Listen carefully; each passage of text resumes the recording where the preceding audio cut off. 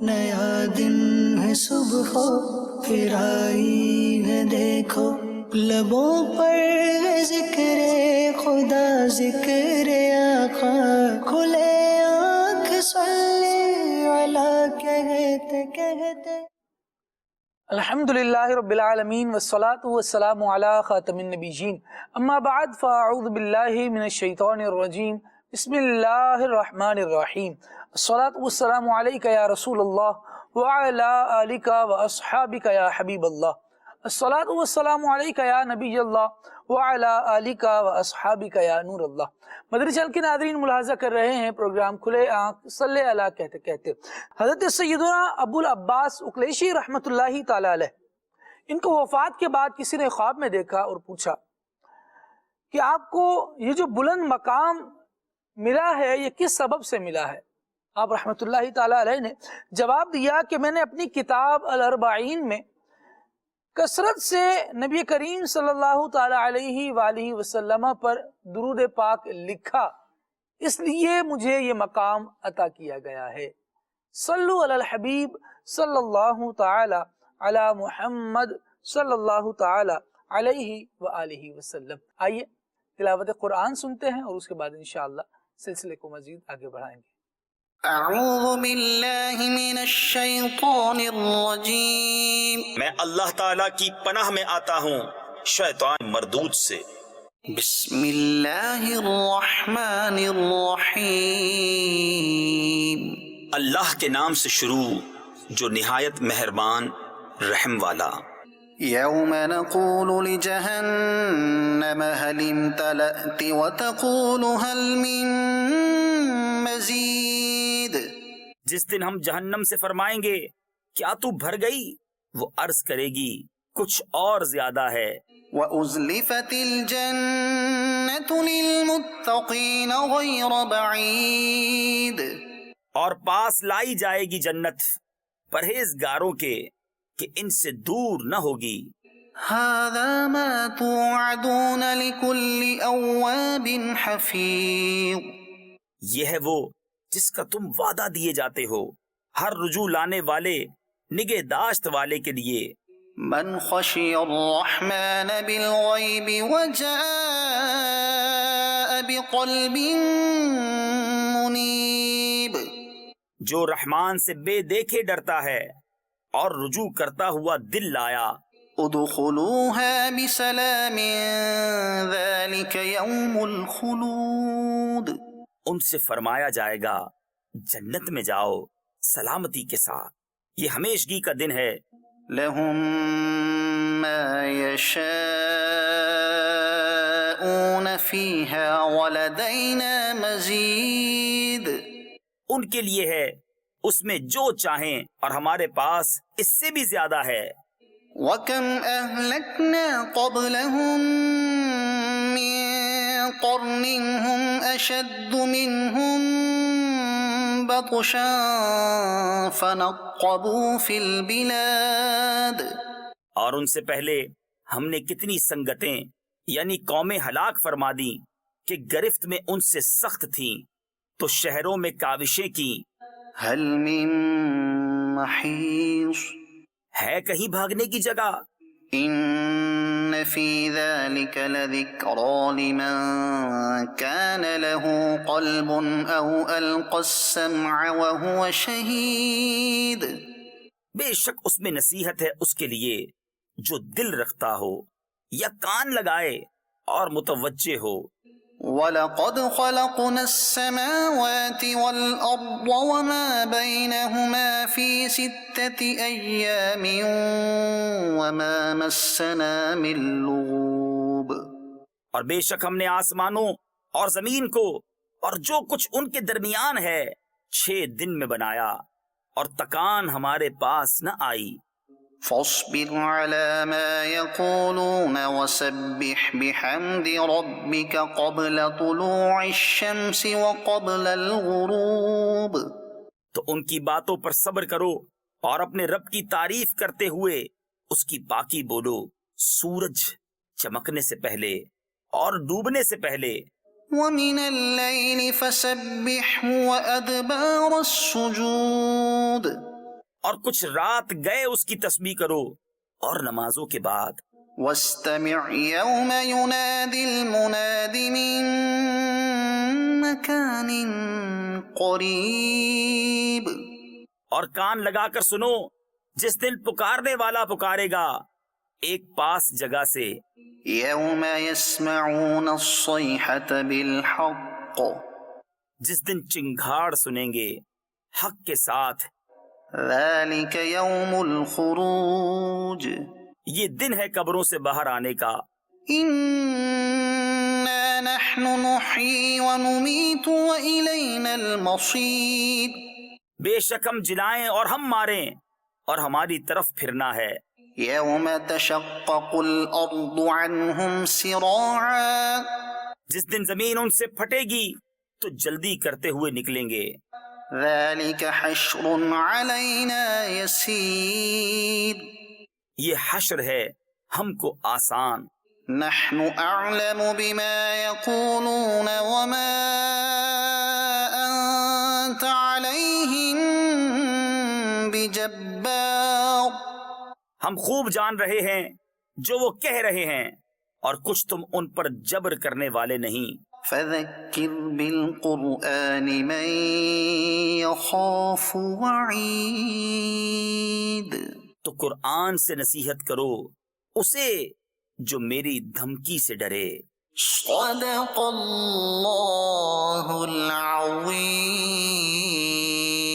سبحان اللہ۔ مدنی چینل کے ناظرین، اللہ رب العالمین جل وعلا کے مقدس کلام قرآن مجید کی آیات بینات کی تلاوت شامل کی گئی۔ اللہ رب العالمین ہمیں اس کی برکت نصیب فرمائے اور قرآن مجید کے احکامات پر عمل کرتے ہوئے زندگی بسر کرنے کی سعادت بھی نصیب فرمائے۔ مدنی چینل کے ناظرین، قرآن یقیناً رب العالمین جل وعلا کی لاریب کتاب ہے، اور جب بندہ اس سے محبت کرتا ہے، اس کے احکامات پر عمل کرتے ہوئے زندگی گزارنے کی کوشش کرتا ہے، تو وہ اللہ تبارک و تعالیٰ کا محبوب اور پیارا بندہ چلا جاتا ہے۔ قرآن مجید میں جس طرح اللہ رب العالمین نے جنت کا بیان فرمایا ہے کہ اس کی اعلیٰ نعمتیں ہیں اور اس میں بندے مومن کے لیے عظیم لذتیں ہیں، جب بندہ اس میں داخل ہوگا تو شاداں فرحاں ہوگا، اور جتنی مشقتیں اس نے دنیا میں اٹھائی ہوں گی ان مشقتوں کے بدلے میں اللہ رب العالمین جل وعلا اس کو لذتیں جنت کی نصیب فرمائے گا، اس کی نیکیوں کو قبول فرمائے گا، تو اس کے درجات کو بھی بلند فرمائے گا۔ اور بہت سارے انعامات کا تذکرہ جہاں جنت کے حوالے سے ہے، وہیں دوزخ کا بیان بھی ہے۔ بندہ جنت کے شوق میں بھی اگر نیک عمل کرتا ہے، اللہ تبارک و تعالیٰ کو محبوب ہے، اور دوزخ سے ڈر کر اگر برائیوں کو چھوڑتا ہے، تب بھی وہ اللہ تبارک و تعالیٰ کا محبوب بنتا ہے۔ اللہ کریم ہمیں قرآن مجید کو سمجھنے کی سعادت عطا فرمائے، اور اپنی رضا کے لیے، اپنی نعمتوں کے حصول کے لیے ہمیں کوشش کرنے کی توفیق عطا فرمائے۔ یقیناً جنت کا داخلہ تو فضل الہی سے ہی ہے، لیکن اللہ رب العالمین نے ہمیں نیک اعمال کی ترغیب بھی ارشاد فرمائی ہے، اور وہ لوگ جو برائیوں میں لگے رہے اور اللہ تبارک و تعالیٰ کے انبیاء اور رب العالمین کے پیغامات کو فراموش کرنے کے بعد ان سے روگردانی کرتے ہوئے جب نافرمانیوں میں پڑے، اللہ رب العالمین نے ان پر عذاب بھیجا اور انہیں ایک عبرت کا نشان بنا دیا۔ قرآن مجید ان کی داستان کو بھی بیان کرتا ہے۔ جہاں ہمیں نیکوں پر ہونے والے انعامات کا تذکرہ مل رہا ہے، تو بروں پر ہونے والے عذابات کے واقعات بھی قرآن مجید نے بتائے ہیں۔ اب ہمیں سبق حاصل کرنا ہے۔ اللہ کرے کہ ہم نیکیاں اختیار کرنے والے بن جائیں اور گناہوں کو چھوڑنے والے بن جائیں۔ جن حضرات نے اللہ رب العالمین کا فضل پانے کے لیے نیکیوں کو اختیار کیا، اللہ تبارک و تعالیٰ کی اطاعت کی طرف آئے اور اس کے پیارے حبیب صلی اللہ تعالیٰ علیہ وآلہ وسلم کی بارگاہ میں لو لگائی اور اس محبت کو بڑھاتے چلے گئے، آج الحمدللہ ان کے نام زندہ ہیں۔ صدیاں گزرنے کے باوجود بھی جب ان کا نام لیا جاتا ہے تو رحمت اللہ علیہ ان کا نام لے کر بندے کے لبوں پر جاری ہو جاتا ہے۔ انہی مقدس ہستیوں میں سے، انہی مبارک شخصیات میں سے ایک زبردست شخصیت حضرت علامہ جامی رحمت اللہ تعالیٰ علیہ ہیں۔ ان کا ایک عمومی تعارف تو یہ ہے کہ آپ رحمت اللہ تعالیٰ علیہ ایک بڑے زبردست نعت خواں ہیں، لیکن ان کے بارے میں لکھا گیا کہ مولانا عبد الرحمن جامی رحمت اللہ تعالیٰ علیہ عالم اسلام کی مقتدر شخصیات میں سے ایک ہیں۔ جو مورخ، سیرت نگار، سوانح نگار، نثر نگار اور شاعر کے علاوہ ایک عظیم صوفی بزرگ بھی ہیں۔ آپ کا شمار صف اول کے صوفیہ کرام میں ہوتا ہے۔ تاریخ اور تصوف پر آپ کا کام رہتی دنیا تک یادگار رہے گا۔ علامہ جامی رحمۃ اللہ تعالیٰ علیہ نے صوفیہ کرام کے طریقے پر عمل کرتے ہوئے بزرگان دین سے روحانی استفادہ حاصل کرتے ہوئے سفر و سیاحت کا سلسلہ بھی جاری رکھا اور یوں دامن مراد میں روحانیت کو بھی بھرتے چلے گئے۔ مولانا عبد الرحمن جامی رحمۃ اللہ تعالیٰ علیہ سچے عاشق رسول تھے اور آپ کی زندگی کا یہ عظیم پہلو آپ کو بہت ممتاز مقام دلاتا ہے، جس کی وجہ سے شرق و غرب میں آپ کا شہرہ ہوا۔ آپ کی نبی پاک صلی اللہ تعالیٰ علیہ وآلہ وسلم سے محبت اور عقیدت کا اندازہ آپ کے نعتیہ دیوان سے، آپ کے نعتیہ کلاموں سے بھی لگایا جا سکتا ہے۔ جب نبی کریم صلی اللہ تعالیٰ علیہ وآلہ وسلم کی بارگاہ میں ہدیہ نعت پیش کرتے ہیں تو واقعی جسے کہا جائے کہ ان کا جواب نہیں ملتا تو یہ بات بالکل سچ ثابت ہوتی ہے۔ آپ رحمت اللہ تعالیٰ علیہ کا تمام کلام فارسی ادب میں ہے اور ماشاءاللہ زبردست کلام ہے۔ وادی بطحہ کی جب بات ہوتی ہے تو نبی کریم صلی اللہ تعالیٰ علیہ وآلہ وسلم کے مبارک مدینہ میں پہنچ کر خاک مدینہ، خار مدینہ، حتیٰ کہ سگے مدینہ کو بھی اپنے دل کے قریب پاتے ہیں۔ وہ سرزمین نبی صلی اللہ تعالیٰ علیہ وآلہ وسلم کی طرف جانے والے قافلوں کو سلام پیش کرتے ہیں۔ قافلہ حجاز کے اونٹوں کے ساربان گویا ان کے پیغام رساں ہیں، وہ ان جاتے ہوئے قافلوں سے اپنا سلام اور اپنا پیغام نبی کریم صلی اللہ تعالیٰ علیہ وآلہ وسلم کی بارگاہ میں بھجواتے ہیں، نسیم بہاری کو فریاد پہنچانے کا ذریعہ بناتے ہیں اور نبی کریم صلی اللہ تعالیٰ علیہ وآلہ وسلم کی بارگاہ میں یوں عرض کرتے ہیں گویا سلام پہنچا رہے ہیں اور ہواؤں کے دوش پر یہ سلام جا رہا ہے۔ کہتے ہیں نسیمہ جانب بطحا گزر کن، ز احوالم محمد را خبر کن۔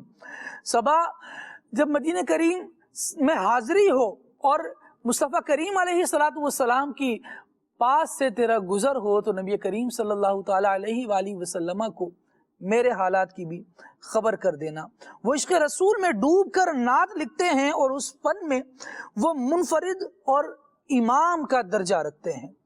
دیدار روضہ اطہر کے لیے جس جذب و جنون کا حصہ انہیں ملا تھا وہ دوسرے شاعروں کے یہاں کم پایا جاتا ہے، یعنی جس درجے پہ آپ پہنچے ایسے بہت کم افراد ہیں جو اس وارفتگی کے ساتھ سید عالم صلی اللہ تعالیٰ علیہ وآلہ وسلم کی نعت کہتے ہیں، نعت پڑھتے ہیں اور آقا دو عالم صلی اللہ تعالیٰ علیہ وآلہ وسلم ان کی پڑھی ہوئی نعتوں کو شرف قبولیت عطا فرماتے ہیں۔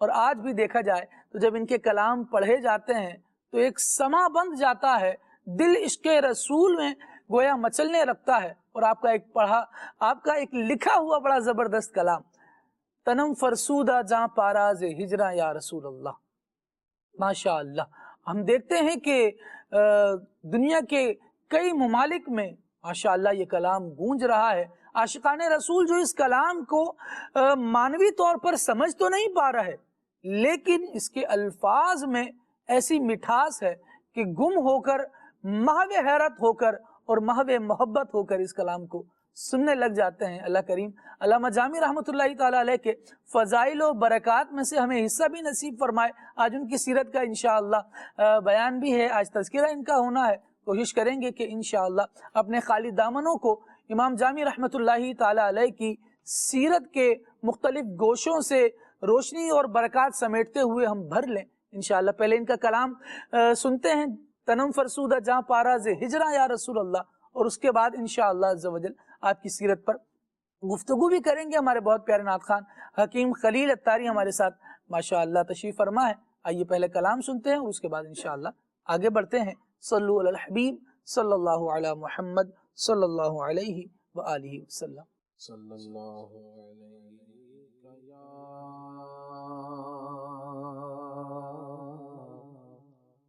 رسول اللہ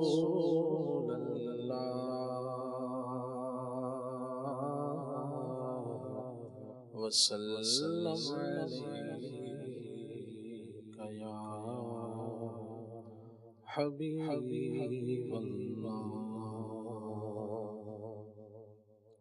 ہم کو اپنی طلب سے سوا چاہیے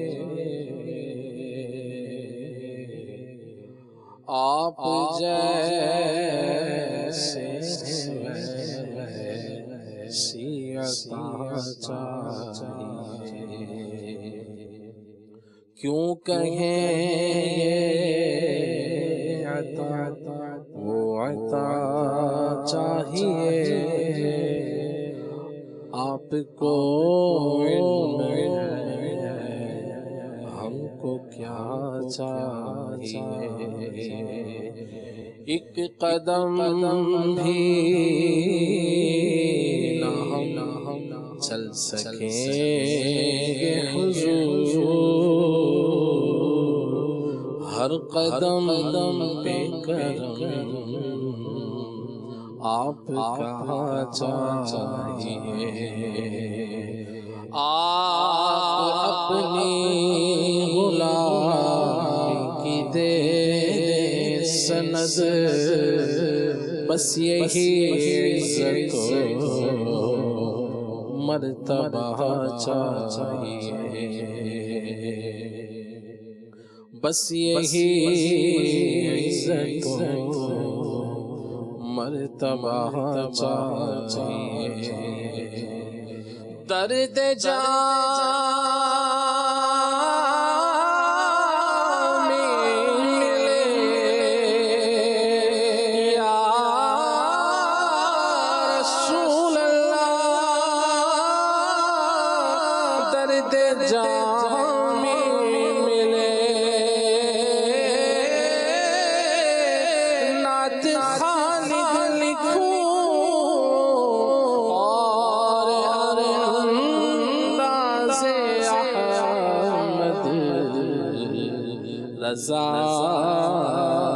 چاہیے اور انداز احمد رضا چاہیے صلی اللہ علیہ یا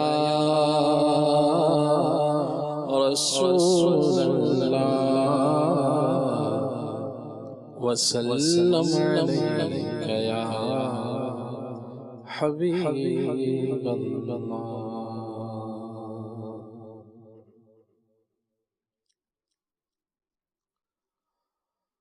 تنم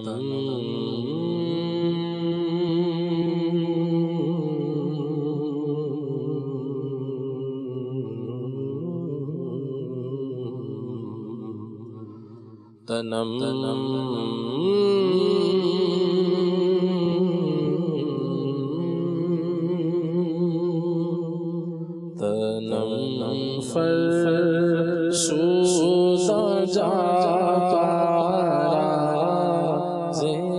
ہجرا یا رسول اللہ تنم فرسودا جاتا ہجرا یا رسول اللہ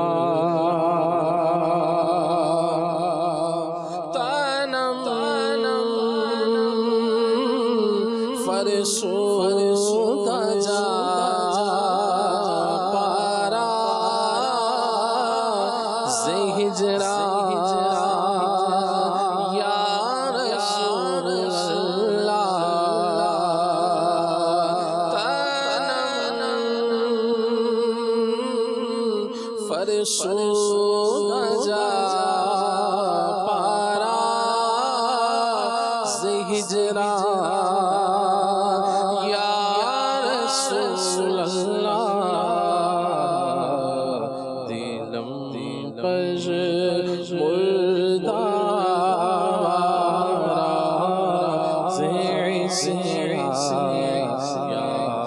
رسول اللہ دلم مجمردہ سے یا رسول اللہ دلم پش مردہ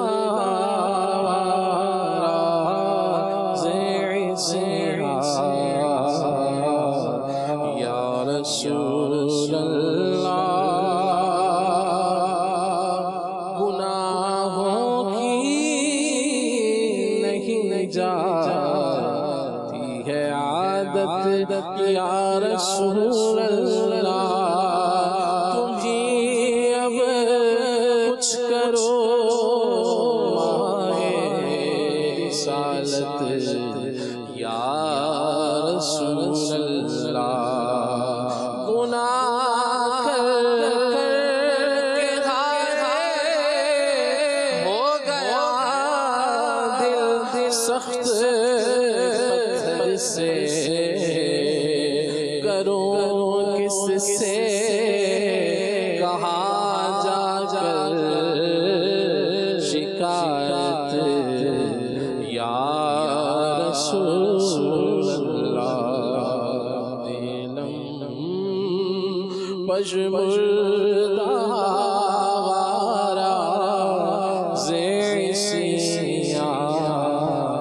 یا رسول اللہ ذکر دا خواہش حیرانم سیاہ شد روزے سیاہم پشیمانم پشیمانم یا رسول اللہ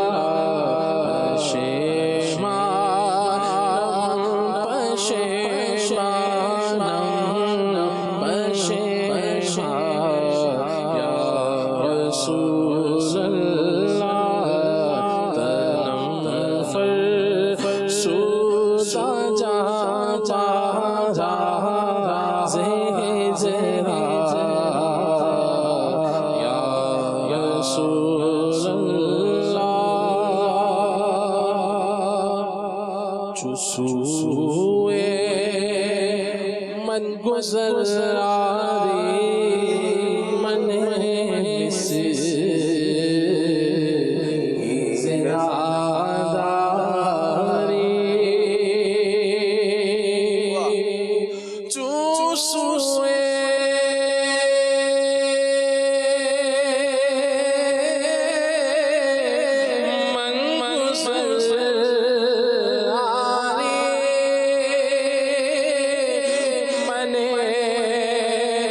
مسکین سے ناداری چوسوئے من گزر آری من مسکین سے ناداری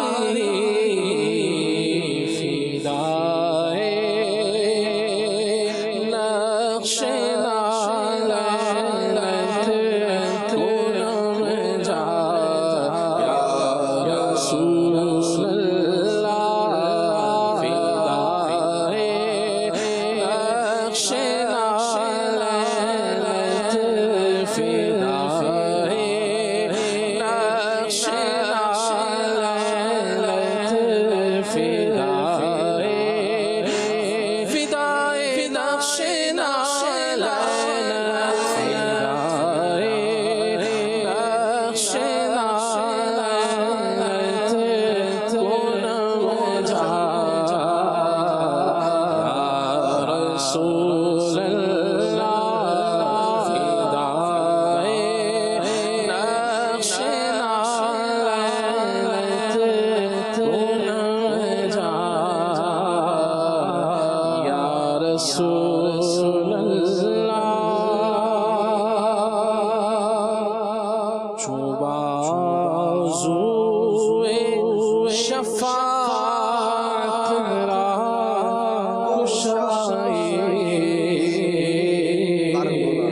بدگناہگارا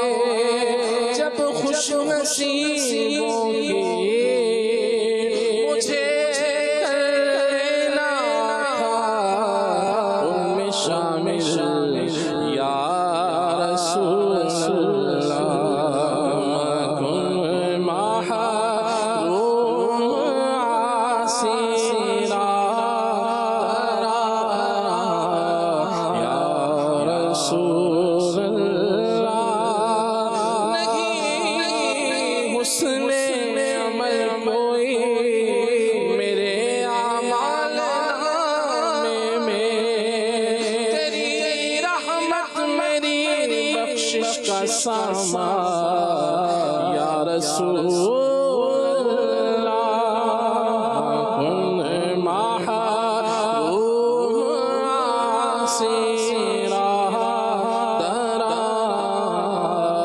یا رسول اللہ مجرم کو لیے جاتے ہیں اب سوئے جہنم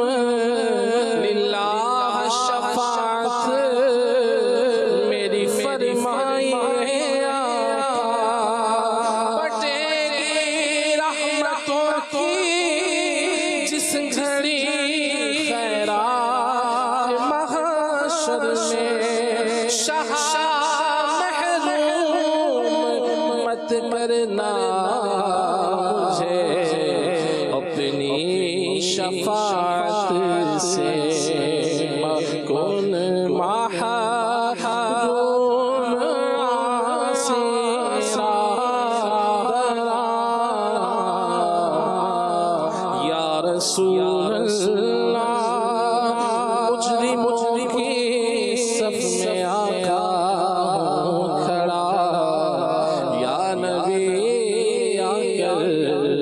شفاعت کیجئے تیرے رب کی قسم میں لائے نار جہنم بچا سکتی ہے بس تیری شفاعت یا رسول اللہ کن محروم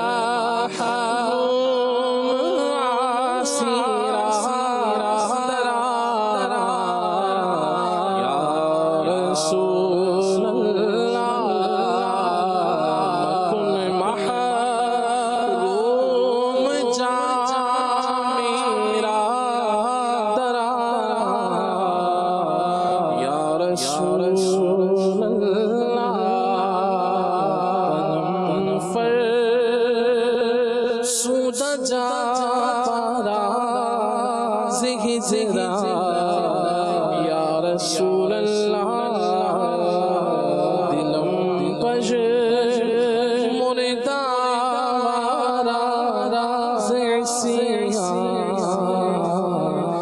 یا رسول اللہ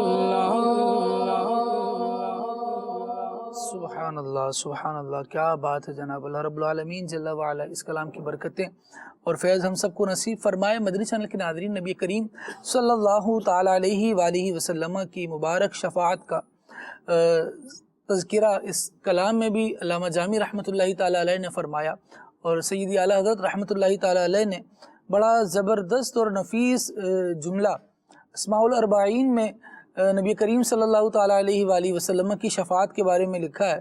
آپ فرماتے ہیں کہ عقیدہ شفاعت وہ ہے، اس کا خلاصہ جملے کا یوں ہے کہ ایسا عظیم عقیدہ ہے اور مسلمانوں میں اتنا عام ہے اور مسلمان اس کا اتنا اعتقاد رکھتے ہیں کہ ہر کوئی زنان و اطفال بلکہ دہقانی جوہال بھی اس سے واقف ہے۔ اعلیٰ حضرت رحمۃ اللہ تعالیٰ علیہ کے یہ جملے اتنے عظیم ہیں کہ بندہ دیکھے تو ہر خاص و عام جو بہت زیادہ علم دین سے واقف نہیں ہے وہ بھی اس عقیدے کو جانتا ہے کہ مصطفیٰ کریم علیہ السلام سے شفاعت کی امید لگانی ہے، اور نبی کریم صلی اللہ تعالیٰ علیہ وآلہ وسلم نے قیامت میں ہماری شفاعت فرمانی ہے۔ اعلیٰ حضرت رحمۃ اللہ تعالیٰ علیہ نے اپنے ایک شعر میں نبی کریم صلی اللہ تعالیٰ علیہ وآلہ وسلم کی شفاعت کا تذکرہ فرمایا تو یوں عرض گزار ہوئے کہ شفاعت کرے حشر میں جو رضا کی، شفاعت کرے حشر میں جو رضا کی، سوا تیرے کس کو یہ قدرت ملی ہے۔ اللہ رب العالمین نے آپ کو یہ قدرت عطا فرمائی ہے اور یہ اختیار عطا کیا ہے کہ آپ ہماری شفاعت فرمائیں گے، اور پھر ہم نبی کریم صلی اللہ تعالیٰ علیہ وآلہ وسلم سے محبت رکھتے ہیں تو یقیناً اس مشکل وقت میں نبی کریم صلی اللہ تعالیٰ علیہ وآلہ وسلم سے کرم کی امید بھی لگاتے ہیں۔ اللہ کریم ہمیں نیکیاں کرتے ہوئے زندگی بسر کرنے کی توفیق دے کہ سید عالم صلی اللہ تعالیٰ علیہ وآلہ وسلم سے محبت کا ایک انداز یہ بھی ہے کہ ان کے فرامین پر عمل کیا جائے، ان کی لائی ہوئی شریعت کو فالو کیا جائے۔ ہم جہاں بھی بزرگان دین رحمہم اللہ المبین کی بات کرتے ہیں تو وہ اتنے زبردست عقائد رکھنے کے ساتھ ساتھ اپنے اعمال میں بھی بہت مضبوط ہوا کرتے تھے، اور نبی کریم صلی اللہ تعالیٰ علیہ وآلہ وسلم کی سنتوں کو اپنانے والے ہوا کرتے تھے۔ آئیے علامہ جامی رحمۃ اللہ تعالیٰ علیہ کی سیرت کے بارے میں جانتے ہیں، ان کا کچھ تعارف لیتے ہیں، اور پھر انشاءاللہ ان کی خدمات دینیہ کے حوالے سے بھی گفتگو رہے گی۔ پہلے رکن شورا سے گفتگو کا آغاز کرتے ہیں۔ سیدی کیا ارشاد فرماتے ہیں کہ امام جامی رحمۃ اللہ تعالیٰ علیہ ابتدائی زندگی اور ان کا کچھ تعارف ارشاد فرمائی۔ بسم اللہ الرحمن الرحیم۔ جب ہم تاریخ اسلامی پر نظر ڈالتے ہیں تو بعض شخصیات ایسی ہیں کہ جو بعض چیزوں کے اندر بہت زیادہ مشہور ہوئے، تو انہی شخصیات میں سے مولانا عبد الرحمن جامی رحمۃ اللہ علیہ بھی ہیں۔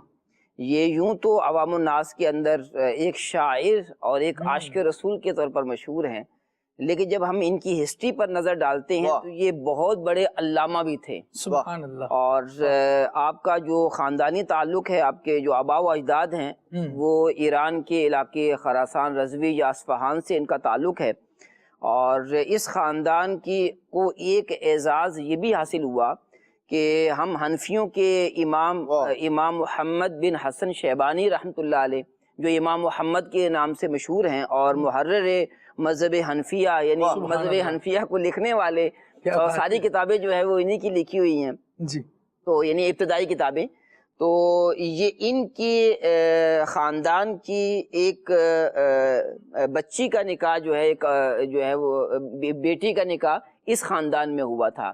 تو یوں دیکھا جائے تو علامہ عبد الرحمن جامی رحمۃ اللہ علیہ کے جو ننہال ہیں ان کا تعلق امام محمد رحمۃ اللہ علیہ کے خاندان کے ساتھ ہے۔ تو یوں انہیں جو ہے وہ امام محمد حنفی رحمۃ اللہ علیہ کا بھی خاندانی طور پر جو ہے وہ اعزاز حاصل ہے، خون جو ہے وہ ان کے بدن میں تھا، اور انہیں بڑا معزز گھرانہ تھا اور علم دین سے محبت کرنے والا تھا۔ تو آپ کی جو پیدائش ہے وہ جام میں نہیں ہوئی، بلکہ جو ہے وہ ایک اور علاقہ تھا جو جام کے قریب ہی تھا، وہاں پر ہوئی، اور آپ کے والد صاحب بچپن میں ہی آپ کو لے کر جام کے علاقے میں آ گئے۔ اور یہ جام کا جو علاقہ ہے یہ افغانستان کا جو علاقہ ہے ہرات کے قریب وہاں پر ہے، اور یہ انہوں نے جو ابتدائی زندگی ہے وہ جام کے اندر ہی گزاری۔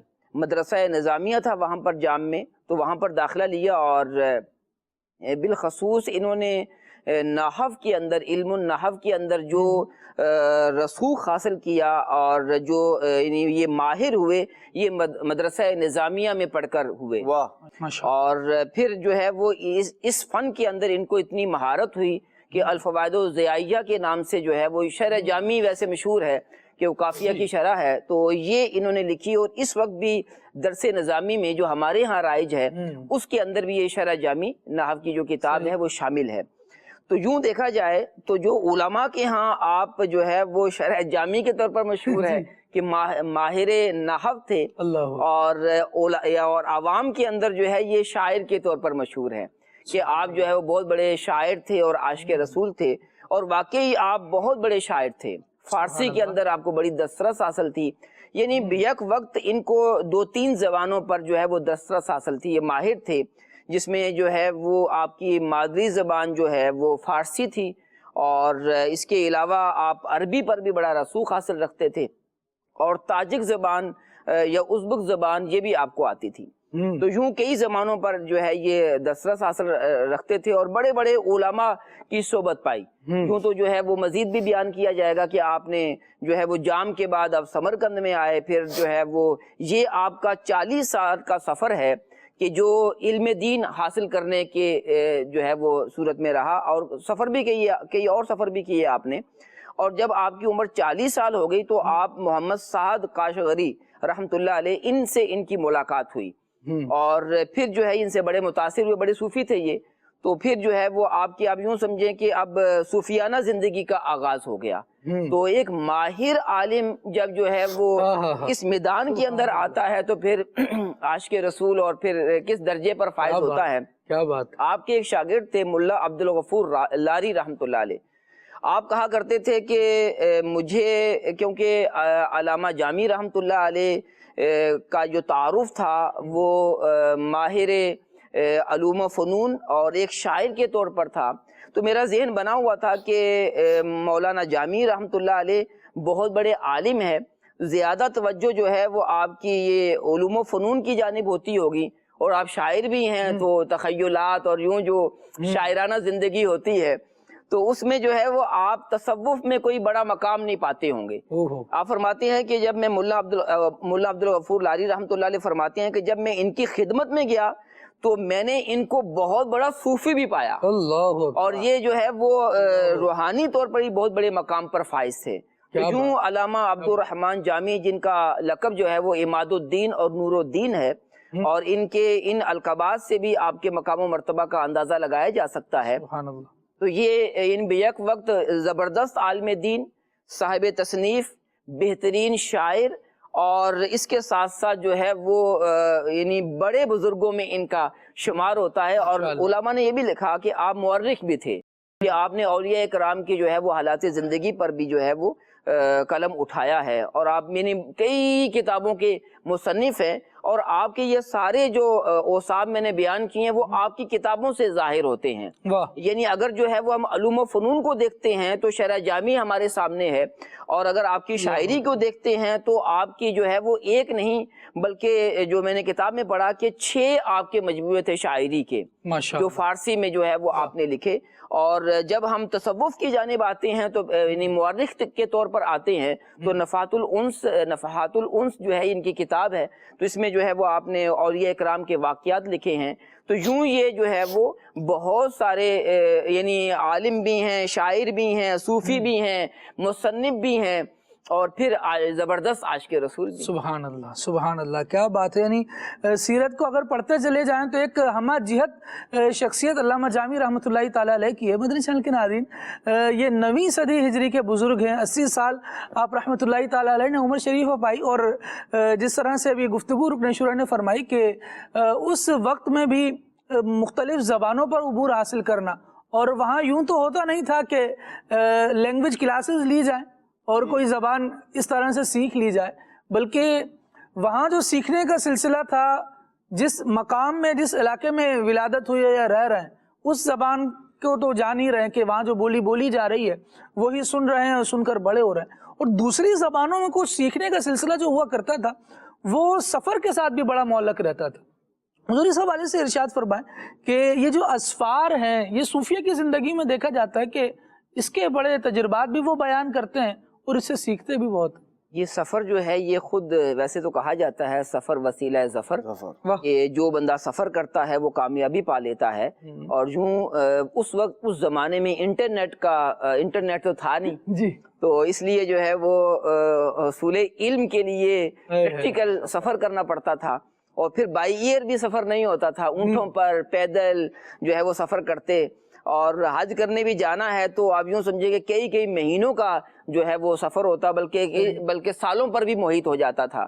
تو آپ کا جو 40 سال کا عرصہ ہے تو آپ نے جام سے سمرقند کا سفر کیا، اور پھر سمرقند سے مرو کا سفر کیا، مرو سے جو ہے وہ آپ نے جو ہے وہ تاشقند اور اس طرف کا سفر کیا. اور پھر آپ جب حج کے لیے گئے تو پھر آپ نے جو ہے وہ درمیان میں کربلا معلی، نجف شریف اور بغداد شریف، پھر فلسطین وغیرہ، اور پھر جو ہے وہ حرمین طیبین کی حاضری. تو آپ کی زندگی کے اندر جو ہے وہ کئی اسفار یعنی مخصوص ہوتے تھے. جیسے آپ نے مرو کا سفر کیا تو وہ حضرت شیخ عبید اللہ احرار رحمۃ اللہ علیہ کے جو ہے وہ ان سے ملاقات کے لیے جو ہے وہ آپ نے یہ سفر کیا تھا، یعنی روحانیت اور ان سے فیض پانے کے لیے.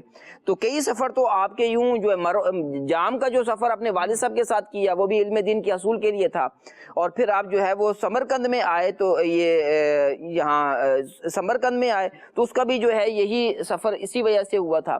تو یوں علم اور روحانیت پانے کے لیے آپ نے کئی سفر کیے. اور اب بھی جو ہے اگر ہم چاہتے ہیں کہ ہمیں علم جو ہے وہ حاصل ہو جائے اور روحانیت نصیب ہو جائے تو ہم دعوت اسلامی کے مدنی قافلوں میں سفر کریں. سبحان اللہ. الحمدللہ جب مدنی قافلوں میں سفر کرتے ہیں تو مختلف علاقوں میں جانے کا، مختلف لوگوں سے ملنے کا موقع ملتا ہے، تجربات میں بھی اضافہ ہوتا ہے، اور لوگوں کی جو ہے وہ سمجھ اور ان کی جو سطح ہے سمجھنے کی. اگر ہم مبلغ اسلام ہیں، مبلغ دعوت اسلامی ہیں، تو نیکی کی دعوت دینا چاہتے ہیں تو پھر لوگوں کی نفسیات اور لوگوں کی کیفیات اس کا علم ہونا اور علاقوں کے بارے میں معلومات ہونا یہ بھی فائدہ مند ہوتا ہے. رکن شورا جو ہے وہ حاجی اطہر یہ ساؤتھ افریقہ کے سفر پر ہیں تو ان کی طرف سے ایک صوتی پیغام آیا اور بہت سیکھنے کا تھا. فرماتے ہیں کہ پاکستان میں رہ کر مختلف ممالک کے بارے میں معلومات لینا اور پھر جو ہے وہ اس پر اقدامات کرنا یا جو ہے وہ احکامات دینا کہ یوں کر دیا جائے، یوں کر دیا جائے. تو گراؤنڈ کی جو معلومات ہیں وہ جب تک وہاں سفر نہیں کریں گے، اس ملک کے حالات نہیں دیکھیں گے تو آپ درست فیصلے نہیں کر پائیں گے. تو اگر کوئی جو ہے وہ فیصلے بھی کرنا چاہتا ہے، کوئی یعنی جو کسی جگہ کوئی بات نافذ کرنا چاہتا ہے تو پھر اس کو یہ سفر کرنا ہوگا، وہاں کی معلومات لینا ہوگی، پھر وہ درست فیصلے بھی کر سکے گا. ویسے دیکھا جاتا ہے استاد صاحب کہ کچھ لوگ مشورے بڑے آرام سے دے رہے ہوتے ہیں. مثال کے طور پہ ان سے بات کی جائے کہ جناب والا یہاں کاروبار میں مزہ نہیں آ رہا اور اس طرح سے زندگی جو میں ایک گول اچیو کرنا چاہتا ہوں، جس ٹارگٹ کو پہنچنا چاہتا ہوں وہ نہیں مل رہا، تو وہ بڑے پیار سے مشورہ دے دیتے ہیں کہ ایسا کریں فلاں ملک میں سیٹل ہو جائیں. بچپن سے جہاں رہ رہے ہیں، بچپن سے ادھیڑ عمر تک پہنچ گئے، یہیں کے لوگوں کو جانتے ہیں، یہاں کے چپے چپے سے واقف ہیں، کون کب کس وقت کیا کھانا پسند کرتا ہے یہاں تک کی معلومات ہوتی ہے، کس طرح کے موسم میں کیا پہنے گا، یعنی مختلف جہات سے اگر دیکھا جائے تو بڑی واقفیت ہوتی ہے. دوسرے ملک کی اتنی واقفیت نہیں ہوتی، لیکن اس کے باوجود مشورہ بڑی آسانی سے یہ دیا جا رہا ہوتا ہے کہ یوں کر لیا جائے، ایسا کر لیا جائے، ایسا کرو، یہاں نہیں چل رہا فلاں ملک میں ٹرائی کر لو، فلاں ملک میں ٹرائی کر لو. اچھا، مشورہ دینے والا کبھی نہ وہ اس کا تجارتی طور پہ کوئی زبردست بیک گراؤنڈ ہوگا کہ مطلب اس بندے کا خود ایکسپیرینس ہو کہ 6-8 ممالک میں اس کا اپنا کام ہو تو پھر یہ بندہ بتا رہا ہو، نہ اس بندے کو اس ملک کی ریئلٹیز کے بارے میں پتا ہوگا کہ وہاں کی بیسک نیڈز کیا ہیں، بنیادی ضروریات کیا ہیں، اگر کوئی فرم وہاں شروع کی جائے تو کس ٹائپ کی شروع کی جائے، کس طرح کا ادارہ شروع کیا جائے. لیکن مشورہ دینا یوں سمجھیں کہ اپنا حق ہی سمجھ رہے ہوتے ہیں. اس حوالے سے بھی کوئی گائیڈنس؟ ویسے تو ماشاءاللہ ایک بڑی بنیادی بات آپ نے ارشاد فرمائی، لیکن میں چاہوں گا کہ مشورے کے حوالے سے بھی کچھ تفصیل اگر ارشاد ہو جائے. دیکھیں، جو مشورہ دینے والا ہوتا ہے وہ امین ہوتا ہے، تو اسے چاہیے کہ مشورہ وہی دے کہ جو درست ہو اور اس طرح کسی کو یوں جو ہے وہ مشورہ دے دینا ہو سکتا ہے کہ اس کے لیے کافی نقصان کا باعث ہو. تو لہٰذا مشورہ دیتے ہوئے جو ہے وہ پوری گفتگو کرنی چاہیے کہ جو ہے وہ یعنی اپنی عاجزی کا اظہار بھی ہونا چاہیے نا کہ میں وہاں کی معلومات تو نہیں رکھتا لیکن جو ہے وہ جو میرے ذہن میں آ رہا ہے میں یہ دے رہا ہوں. اگر یوں دیتا ہے پھر تو یہ مناسب ہے. لیکن جو ہے وہ اگر بالکل ایسے مشورہ دے رہا ہے کہ جیسے یہ بڑا جہاں دیدہ ہے اور بڑا جو ہے وہ جاننے والا ہے. آپ نے کاروبار کے حوالے سے بات کی ہے تو کاروباری معلومات جو ہے وہ ہر جگہ کی مختلف ہوتی ہیں. کراچی کے جو ہیں مختلف انداز ہیں اور جو ہے وہ لاہور کے مختلف انداز ہوں گے. اور آپ نے بالکل درست کہا کہ نیڈز بھی مختلف ہوتی ہیں. اور پھر دیکھیں ہر جگہ بندے کو موافق حالات مل جائیں یہ ضروری نہیں ہوتے. تو جب تک موافق حالات نہیں ملیں گے تو آدمی جو ہے وہ نہ دینی طور پر اور نہ ہی دنیاوی طور پر وہ ترقی کر سکتا ہے. تو لہٰذا مشورہ دینے والے کو بہت احتیاط کا جو ہے وہ دامن پکڑنا چاہیے. ایسا نہ ہو کہ وہ آپ کے مشورے پر عمل کر لے اور پھر زندگی بھر آپ کو ایسے جو ہے وہ یعنی جب آپ کا خیال آئے تو پھر جو ہے وہ اس کی جو ناکامی ہو اس کے جو ہے وہ کا الزام آپ پر دھر دیا جائے کہ مجھے ناکام کرنے والے فلاں شخص ہے جو مجھے انہوں نے ایسا مشورہ دیا. یعنی کسی کے مشورے پہ عمل تو کر لیا اس نے اور پھر ساری زندگی لوگوں کو مشورہ دیتا رہے کہ ان سے مشورہ نہیں کرنا, ان سے مشورہ کر کے میں یہاں پہنچا ہوں. مدنی چینل کے ناظرین, گراؤنڈ ریئلٹیز بہت ویلیوز کی حامل ہوتی ہیں. آپ دیکھیں تو علامہ جامی رحمۃ اللہ تعالی علیہ کی سیرت کے عنوان پر جس طرح ہم گفتگو کر رہے ہیں, ایک ذہن بنا ہوا ہے کہ علم دین حاصل کرنا ہے, ایک ذہن بنا ہوا ہے کہ سفر اس لیے کرنا ہے کہ روحانیت نصیب ہو, ذہن بنا ہوا ہے کہ نبی کریم صلی اللہ تعالیٰ علیہ وآلہ وسلم کی سیرت, ان کی تعلیمات سے آگاہی کے لیے میں سفر کر رہا ہوں.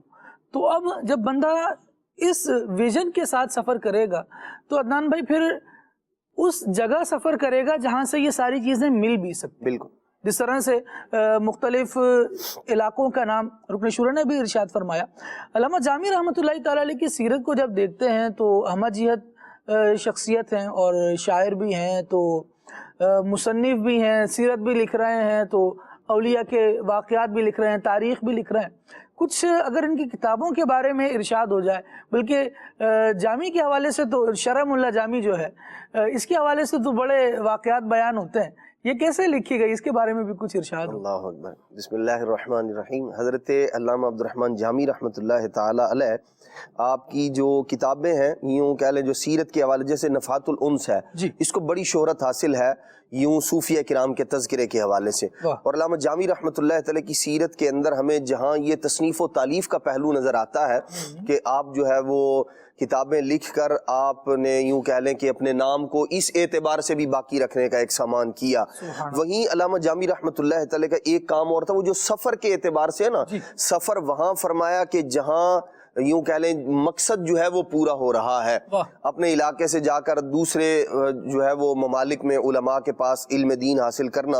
ابتدا تو اگرچہ گھر سے ہی تھی لیکن آپ نے سفر بھی کیا, جامعہ نظامیہ کے اندر تعلیم حاصل کی. پھر اس کے بعد جو آپ کی زندگی کا ایک پہلو ہے وہ یہ ہے کہ مختلف ممالک میں جہاں جہاں آپ گئے نا, اپنے آثار جو ہے نا, اپنے نقوش آپ وہاں چھوڑ کر آئے. جیسے آپ کے بارے میں یہ ہے کہ جو آپ کا علاقہ تھا جو جام تھا, وہاں آپ نے ایک مسجد تعمیر کی اور اس کے اندر جو ہے رشد و ہدایت کا سامان کیا لوگوں کے لیے. ایسے ہی خیابان میں آپ نے آپ کا جو شہر تھا ہرات, اس کے اندر ایک مدرسے کی بنیاد رکھی آپ نے. اب یوں جو ہے لوگوں کی اصلاح کا سامان کر رہے ہیں, بھئی طلبہ علم دین آئیں گے, علم دین حاصل کریں گے اور یوں اسلام کو جو ہے وہ تقویت حاصل ہوگی. اسی طرح خیابان ایک جگہ تھا, وہاں آپ نے ایک مدرسے کا قیام فرمایا. ایسے ہی جام میں مسجد تعمیر کی اور کئی املاک جو تھی وہ مدرسے کے نام پر خیابان میں آپ نے وقف فرمائی.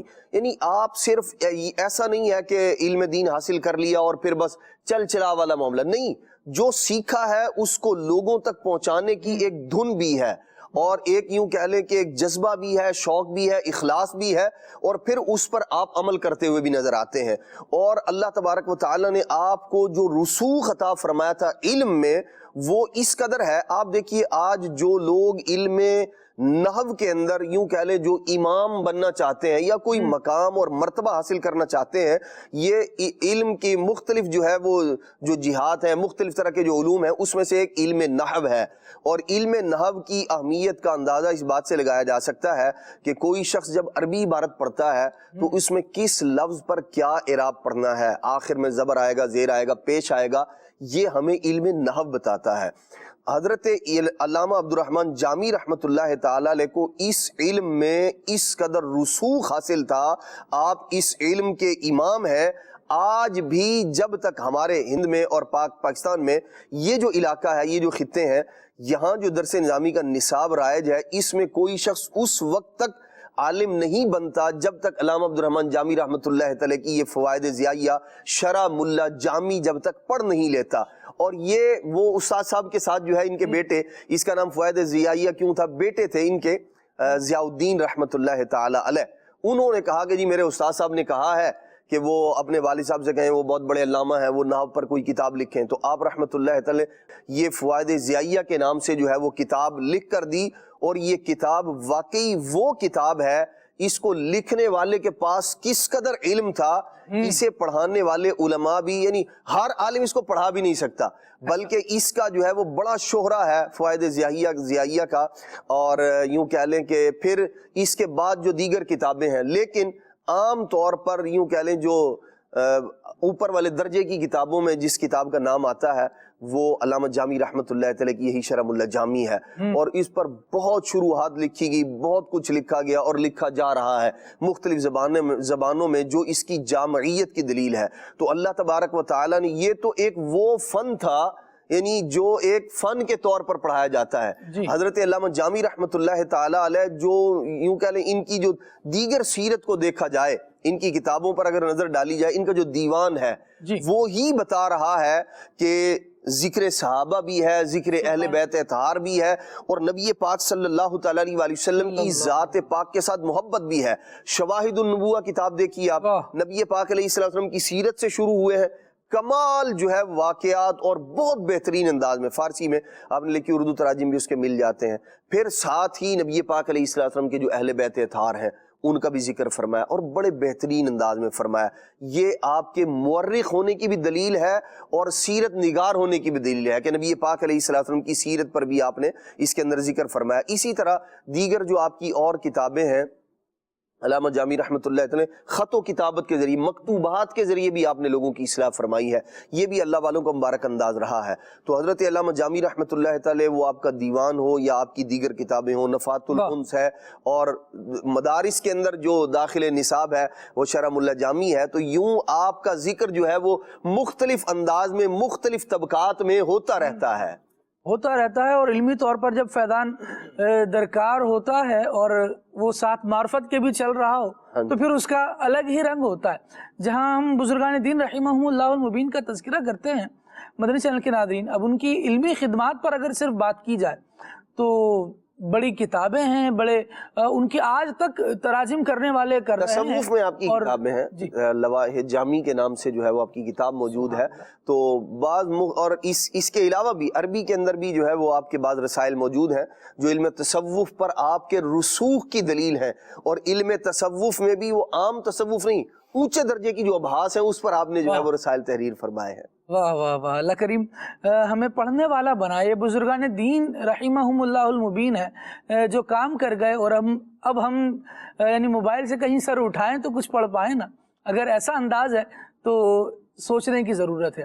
آج تو ہم کہا جاتا ہے کہ چیٹ جی پی ٹی کو کمانڈ دے دی جائے اور تو وہ اس نے سارے جوابات آپ کے نکال کر دے دینے ہیں اور سب کچھ اس نے بتا دینا ہے، اور بڑی داستانیں ہیں اس پر، صحیح اور غلط اس کو ابھی فی الحال ایک طرف کیا جاتا ہے، لیکن نہیں ذکر کر دینا چاہیے جی، ایسا نہ ہو کہ لوگ یہی کرتے رہیں۔ لیکن یہ جو علامان والحفیظ، اس کے جو یوں کہہ لیں کہ اس کے جو ڈسے ہوئے افراد ہیں نا، اگر آپ ان سے پوچھیں تو وہ آپ کو بتائیں گے یہ کرتا کیا ہے۔ اور جو بیچارے لکیر کے فقیر ہوتے ہیں کہ صفحے بھر دیے جی، میں نے کہا فلاں یہ مسئلہ جی، اور اس کے بعد تو جی لائنیں لگا دی، علم حاصل کرنا بڑا آسان ہو چکا ہے جی، کوئی ضرورت نہیں ہے علماء کے پاس جانے کی، بس ایسے یوں کر کے لکھیں اور صفحے کے صفحے بھر کے دے دے گا، صفحے کے صفحے بھر کے دے دے گا، اور وہ اس کے اندر ہوگا کیا یہ اس بندے کو تو پتہ ہی نہیں بیچارے کو، کیونکہ اس نے علم ہی حاصل نہیں کیا. اس کا ماخذ علم اور یہ جو اس کا مبلغ علمی ہے ٹوٹل، وہ سوال ہی تھا جو ذہن پیدا کر سکا تھا. اب جواب جو چاہے، جیسا چاہے، جتنا چاہے دے دے، وہی قابل قبول ہوگا. کوئی بھی اہل فن جو ہوگا نا، اہل فن جو ہوگا، چاہے وہ عربی زبان داری کے حوالے سے ہو یا انگلش جاننے کے اعتبار سے ہو، علوم کی مہارت رکھنے والے افراد جو ہے وہ کسی بھی اس طرح کی چیز پر وہ ایمان والے درجے پر یقین جا کر نہیں کر رہے ہوتے. وہ تحقیق کرتے ہیں اور پڑھتے ہیں، باقاعدہ جو سیکھنے سکھانے کا سلسلہ ہے اسے لے کر چلتے ہیں. بہرحال کچھ ہیلپنگ ٹولز ہوتے ہیں، انہیں بندہ اختیار کر لے، اس کا تو انکار نہیں ہے، لیکن اس کو جب دیکھا جائے گا، پرکھا جائے گا، تو وہ ماہرین جو ہیں ان کے نکات کی اور ان کے بنائے ہوئے اصولوں کی روشنی پر ہی دیکھا جائے گا. تو جہاں سے بھی علم حاصل کر رہے ہیں اس کو ذرا غور کر لیں. جو بات کرنے کا مقصد تھا وہ یہ تھا کہ آج کل تو بہت ساری آسانیاں موجود ہیں. یہاں سے کانٹینٹ لیا، یہاں پیسٹ کر دیا، اتنی عبارت کو 4 4 6 6 8 8 صفحات کاپی کر کے ایک ہی دفعہ میں آپ نے پیسٹ کر لیا تو ایک نئی کاپی تیار ہو جاتی ہے. لیکن وہ جو زمانہ ہے جب ان نفوس قدسیہ نے کام کیا ہے، وہ ہاتھ سے لکھنا تھا اور پین بھی انک پین نہیں ہوتے تھے کہ اگر خالی ہو گئے تو دوبارہ ان میں انک بھر لی جائے، بلکہ ہر مرتبہ دوات میں ڈبو کر پھر قلم کو آگے چلانا پڑتا تھا. ان محنتوں کے ساتھ جو علم حاصل کیا جاتا تھا وہ صرف تختی پر نقش نہیں ہوتا تھا، وہ دل پر بھی ساتھ ساتھ نقش ہو جایا کرتا تھا، کیونکہ بار بار اس کی تکرار ہے. یہاں سے سیکھ رہے ہیں، سمجھ رہے ہیں، کہیں سے اگر صرف ایک ورک سے دوسرے ورک میں منتقل کر رہے ہیں نا، تب بھی وہ دماغ میں جگہ بنا لیا کرتا تھا. پھر جتنی مرتبہ یہ نقل کا عمل زیادہ ہو اتنے زیادہ یوں سمجھے کہ اس کی تکرار ہو رہی ہے، وہ یاد ہو رہا ہے. لیکن اب جو حالات ہیں اور بڑے ناگفتہ حالات ہیں، 10 10 12 12 صفحات تیار ہو جاتے ہیں چٹکی بجا کر. اتنی دیر میں جتنی دیر میں تیار کرنے والا تیار کر کے لایا ہے اتنی دیر میں تو یہ پڑھے نہیں جا سکتے. تو جناب والا آپ نے کیا کیا؟ بس میں نے لکھے، یہ کمانڈ دی، یوں سرچ کیا، یہ کی ورڈز تھے، اور جو آ گیا وہ سارا کا سارا کاپی کر کے جناب والا کتاب تیار ہے. تو یہ کتاب ایسی تیار ہوتی ہے کہ مصنف اپنی کتاب کے بارے میں نہیں جانتے کہ میں نے اس میں کیا کر دیا ہے. تو بہرحال بڑا حیران کن معاملہ چل رہا ہے. اللہ کریم ہمیں علم نافع نصیب فرمائے. محنت سے جو حاصل ہوتا ہے پھر وہ کہا جاتا ہے کہ سر چڑھ کر بولتا ہے اور پھر سمجھ بھی آتا ہے. آپ رحمۃ اللہ تعالیٰ علیہ کے اوصاف کے حوالے سے اگر طارق بھائی گفتگو کی جائے، علامہ جامی رحمۃ اللہ تعالیٰ علیہ چند تو اوصاف یوں بیان ہو گئے کہ ماشاءاللہ ایک سفر کرنے والا آپ کا انداز ہے، آپ مصنف ہیں، آپ عالم دین ہیں. مزید کچھ خصوصیات ارشاد فرمائیے. مولانا جامی رحمۃ اللہ تعالیٰ علیہ کے اوصاف کا کچھ ذکر ہوا ہی. کتابوں کی تحریر کے حوالے سے مسجد کی تعمیر کا ذکر کیا، مدرسے کی تعمیر کا، اور قبلہ رکن شورا نے بھی کچھ اوصاف کا ذکر فرمایا. بہت سارے اوصاف کے آپ حامل تھے، اور جو آپ کے اوصاف میں سے نمایاں وصف تھا وہ تھا آقا کریم صلی اللہ علیہ وسلم کا عشق. عشق رسول جو ہے یہ آپ کے اوصاف کا ایک نمایاں وصف تھا. اور پھر سچا عاشق کہتے کس ہیں، اس کے بارے میں علامہ جامی رحمۃ اللہ تعالیٰ علیہ فرماتے ہیں کہ جس کے دل میں سوز و گداز اور نفسانی خواہشات اور راحت و آرام سے کنارہ کشی ہو، حقیقت میں یہی شخص وہ ہے جو کہ سچا عاشق ہے. اور یہ اگر اوصاف دیکھے جائیں تو آپ کی ذات میں یہ بذریعہ عتم موجود تھے کہ آپ خود ان اوصاف کے حامل تھے، اور عشق رسول صلی اللہ علیہ وسلم آپ کے اوصاف میں سے ایک نمایاں وصف تھا. اور پھر آپ کی طبیعت اور آپ کا جو مزاج تھا، ایک درویشی ایک انداز تھا، تواضع، انکساری، عاجزی اور خلوص کے ساتھ ساتھ جو ہے لوگوں کے ساتھ محبت، عقیدت، یہ آپ کا بڑا ایک نمایاں انداز تھا، وصف تھا. اور آپ جو ہے مساکین کے ساتھ، فقراء کے ساتھ کھانے کے لیے بیٹھ جاتے. اور پھر آپ کے اوصاف میں سے ایک وصف یہ لکھا ہے، جب کسی کے ساتھ آپ بیٹھے ہوتے، کوئی آ کر بیٹھ جاتا نا، تو جب تک کہ وہ سامنے والا جو آپ کے پاس آ کے بیٹھا وہ نہ اٹھتا، آپ وہیں بیٹھے رہتے، اللہ، اٹھتے نہ تھے. یعنی اگر کوئی گفتگو کر رہا ہے تو بس اوقات ہمارے ساتھ بھی بہت سارے ایسے معاملات ہوتے ہیں اور وقت اور حالات کے تقاضے ہوتے ہیں، کبھی کہیں پہنچنا ہوتا ہے. بہرحال آنے والے کو بھی چاہیے کہ سامنے والے کے پاس جب گیا ہے تو اس کے ٹائم کا، اس کے معاملات کا خیال رکھے. لیکن ایک وصف تھا کہ آپ کے پاس کوئی آ کر بیٹھ گیا نا تو اب جب تک کہ اس نے نہیں اٹھنا ہے نا، آپ نے بھی اس کے پاس بیٹھے رہنا ہے اور اس سے پہلے آپ نے اس کو یعنی چھوڑنا نہیں ہے. جب وہ اب اٹھ گیا تو آپ جو ہے تشریف لے جایا کرتے. اچھا، پھر آپ کے اوصاف میں سے جو بڑا پیارا نمایاں وصف تھا وہ نیکی کی دعوت، لوگوں کو تبلیغ دین. اچھا، نیکی کی دعوت کے لیے خطوط کا جیسے ذکر کیا، مکتوبات کا حضرت نے، کہ مکتوبات اور تحریروں کے ذریعے سے بھی، خط و کتابت کے ذریعے سے بھی لوگوں کی اصلاح کے لیے رہے. اسی طرح ایک موقع پر آپ نے بادشاہ کو ایک خط لکھا اور مخاطب کرتے ہوئے کہا کہ بادشاہ، جس تاج و تخت کا تو دلدادہ ہے وہ ناپائیدار ہے. اللہ اکبر. جس تخت پر، جس تاج پر، جس بادشاہت پر تمہیں ناز ہے یہ ختم ہو جائے گی اور یہ زندگی فنا ہونے والی ہے. نہ یہ زمانہ رہے گا نہ یہ زمین رہے گی. جہاں تک ہو سکے اس دنیا میں نیکی کر لے، کیونکہ یہی نیکی کام آنے والی شے ہے. سبحان اللہ، سبحان اللہ. ان چند الفاظ کے اندر آپ نے یوں سمجھے کہ نیکی کی دعوت کے تمام پہلوؤں کو لے لیا، اس کے منصب کے مطابق اسے پیغام بھی دے دیا کہ جس منصب بادشاہت پر تم ہو اس پر ناز نہ کرو، یہ فنا ہو جائے گا. نہ یہ وقت باقی رہے گا نہ یہ بادشاہت باقی رہے گی. اگر کام کوئی چیز آئے گی تو وہ نیکی ہے، تو وقت ہے نیکی کرنے کا. آج نیکی کر لو، روز آخرت یہی نیکیاں تمہارے لیے کامیابی کا ذریعہ بنیں گی. کیا بات ہے، کیا بات ہے. اتنا نفیس کلام صوفیہ کا جو ہوتا ہے اس کے پیچھے کتنی خلق خدا سے محبت شامل ہوتی ہے کہ ان کو بچایا جائے. یہ کہیں ایسا نہ ہو کہ دنیا میں لگ گئے تو یہیں کے ہو کر رہ جائیں. اللہ رب العالمین کی بارگاہ کی طرف آنے کا انہیں مشورہ دیا جاتا ہے.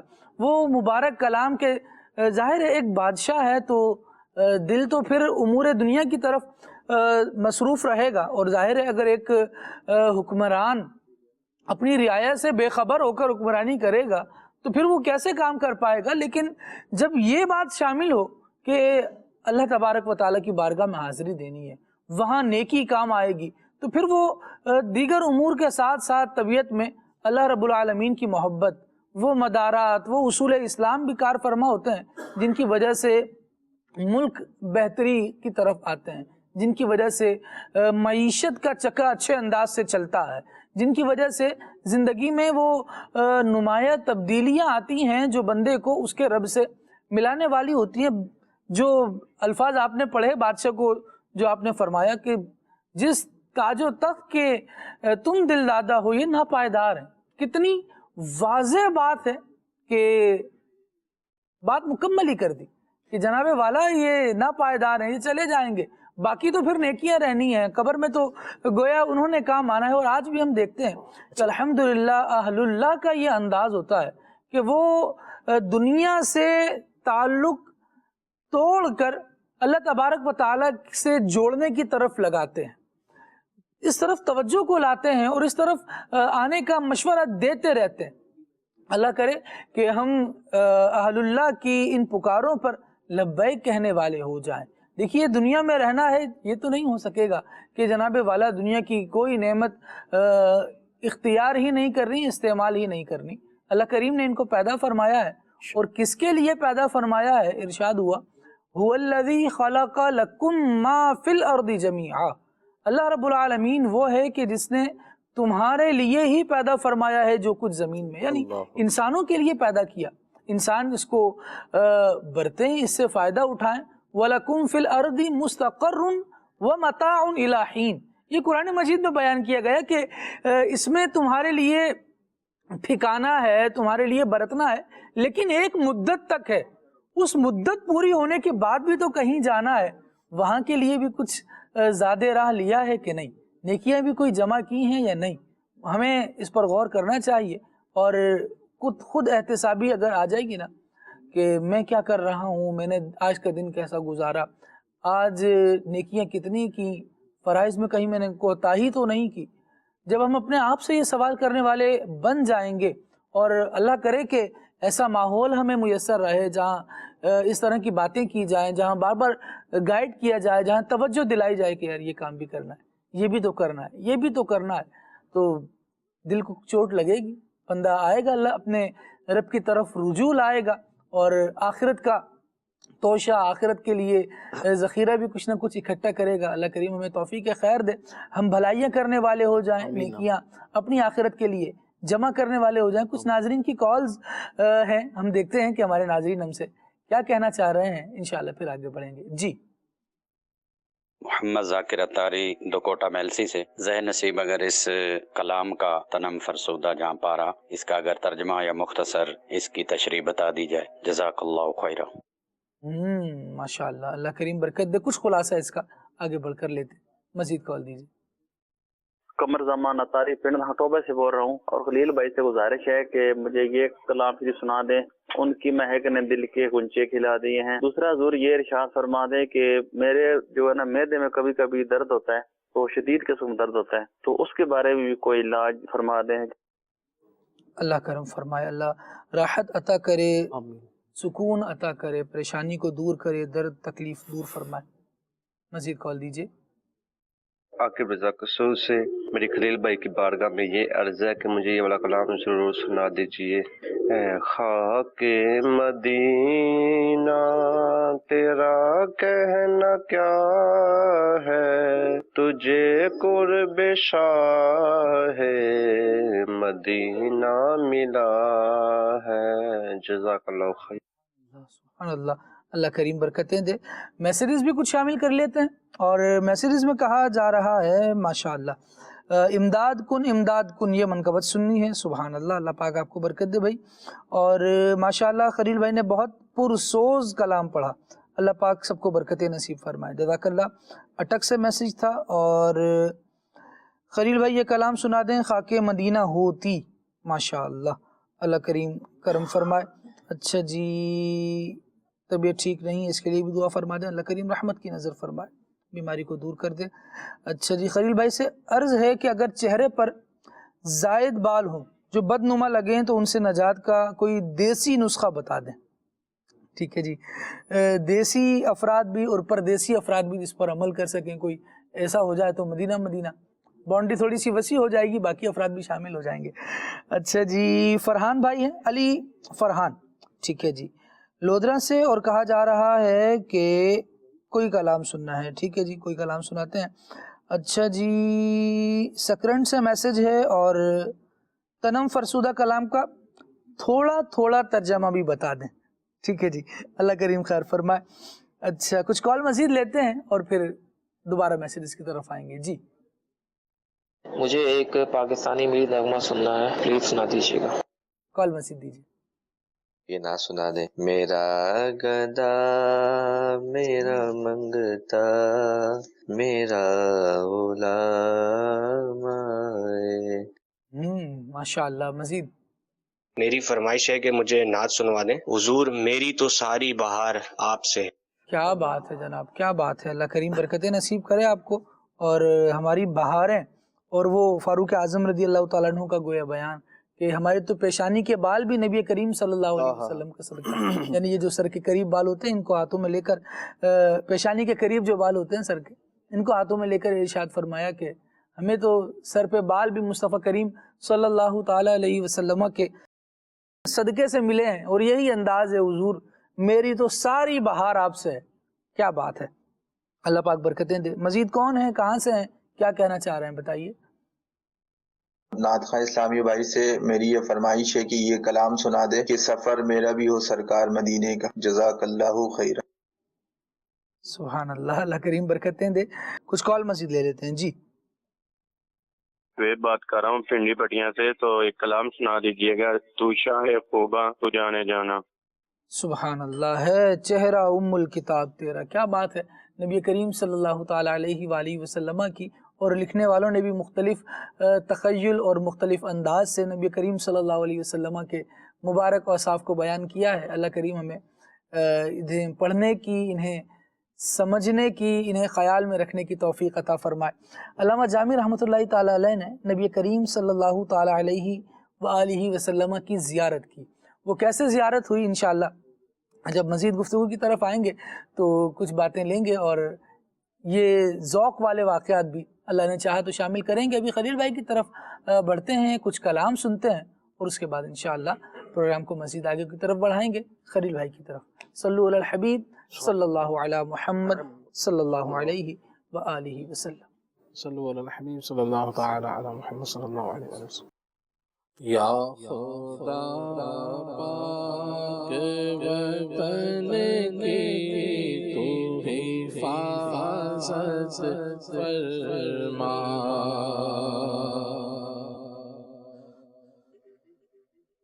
یا خدا پاک وطن کی تو حفاظت فرما, فضل کر اس پہ سدا رحمت فرما, مرحبا پاک وطن پاکستان, مرحبا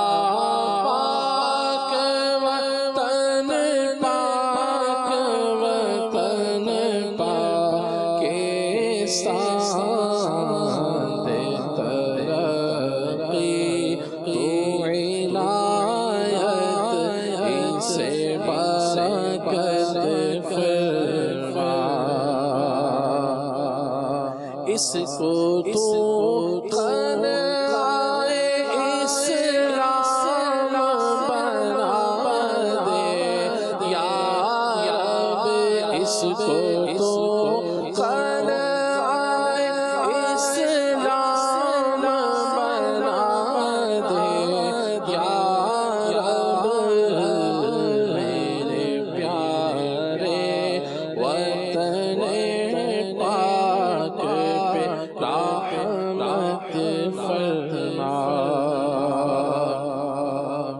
شکر سے شکر غلامی سے ملی آزادی, پھر عنایت ہمیں کھوئی ہوئی شوکت فرما, یا خدا پاک وطن کی حفاظت فرما.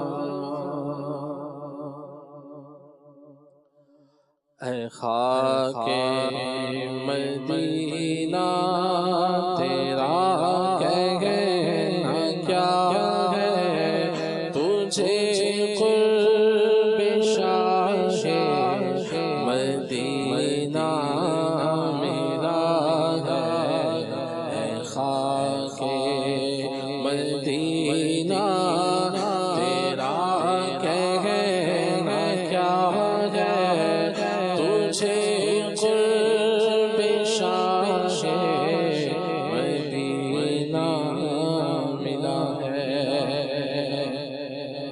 شرف مصطفیٰ کے قدم چومنے کا, شرف مصطفیٰ کے قدم چومنے کا, تجھے بارہا خاک طیبہ ملا ہے, تجھے قرب شاہ مدینہ ملا ہے.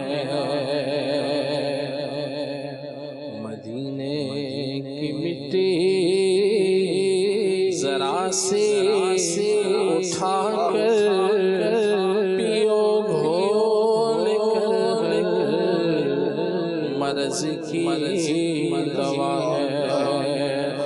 مریض اٹھا کر کہ خاک مدینہ, مریض اٹھا کر کہ خاک مدینہ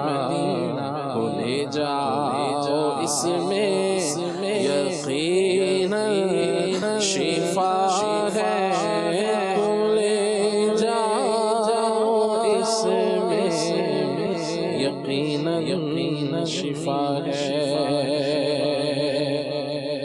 عقیدت سے خاک مدینہ بدن پر ملو تم ہر ایک دل کی یہ دوا ہے، بدن پر ہے عطار کے خاک طیبہ، بدن پر ہے عطار کے خاک طیبہ، پرے ہٹ جہنم تیرا کام کیا ہے، پرے ہٹ جہنم تیرا کام کیا ہے، خاک مدینہ تیرا کہنا کیا ہے، تجھے قرب شاہ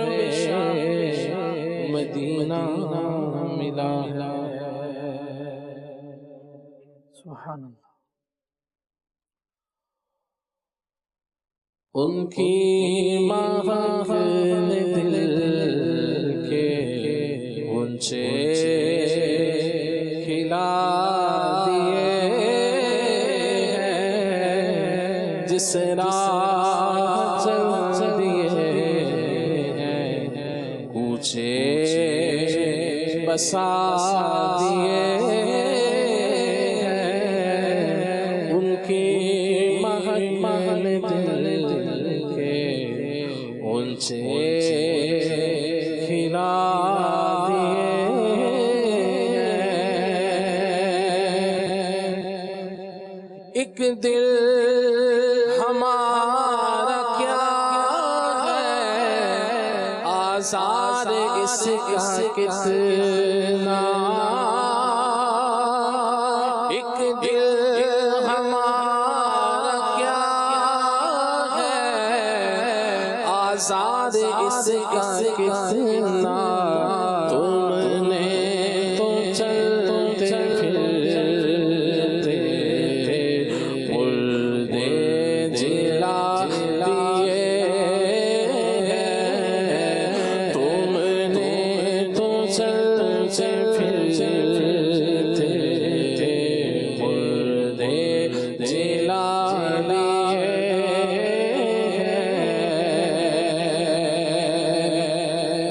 اللہ کیا جہنم اب بھی نہ سرد ہوگا، رو رو کے مصطفیٰ نے دریا بہا دیے ہیں، رو رو کے مصطفیٰ نے دریا بہا دیے ہیں، آنے تو یاد ہو تو اب تو تمہاری جانب کشتی تمہیں بھی چھوڑی، لنگر اٹھا دیے ہیں، کشتی تمہیں بھی چھوڑی، لنگر اٹھا دیے ہیں،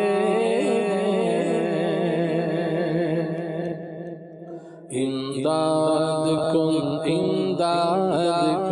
از بندے غم آزاد کن، در دین و دنیا شاد کن، در دین و دنیا شاد کن، یا غوث اعظم دستگیری داد کن، امداد کن از بندے غم آزاد کن، کھیلا میرے دل کی گلی غوث اعظم، کھیلا میرے دل کی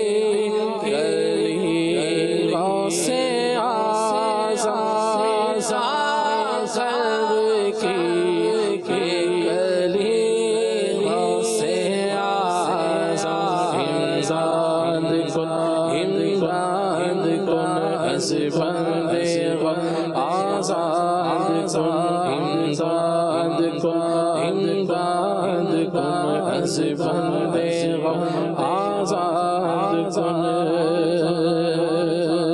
جو قسمت ہو میری پوری اچھی کر دے، جو قسمت ہو میری پوری اچھی کر دے، جو قسمت ہو میری پوری اچھی کر دے.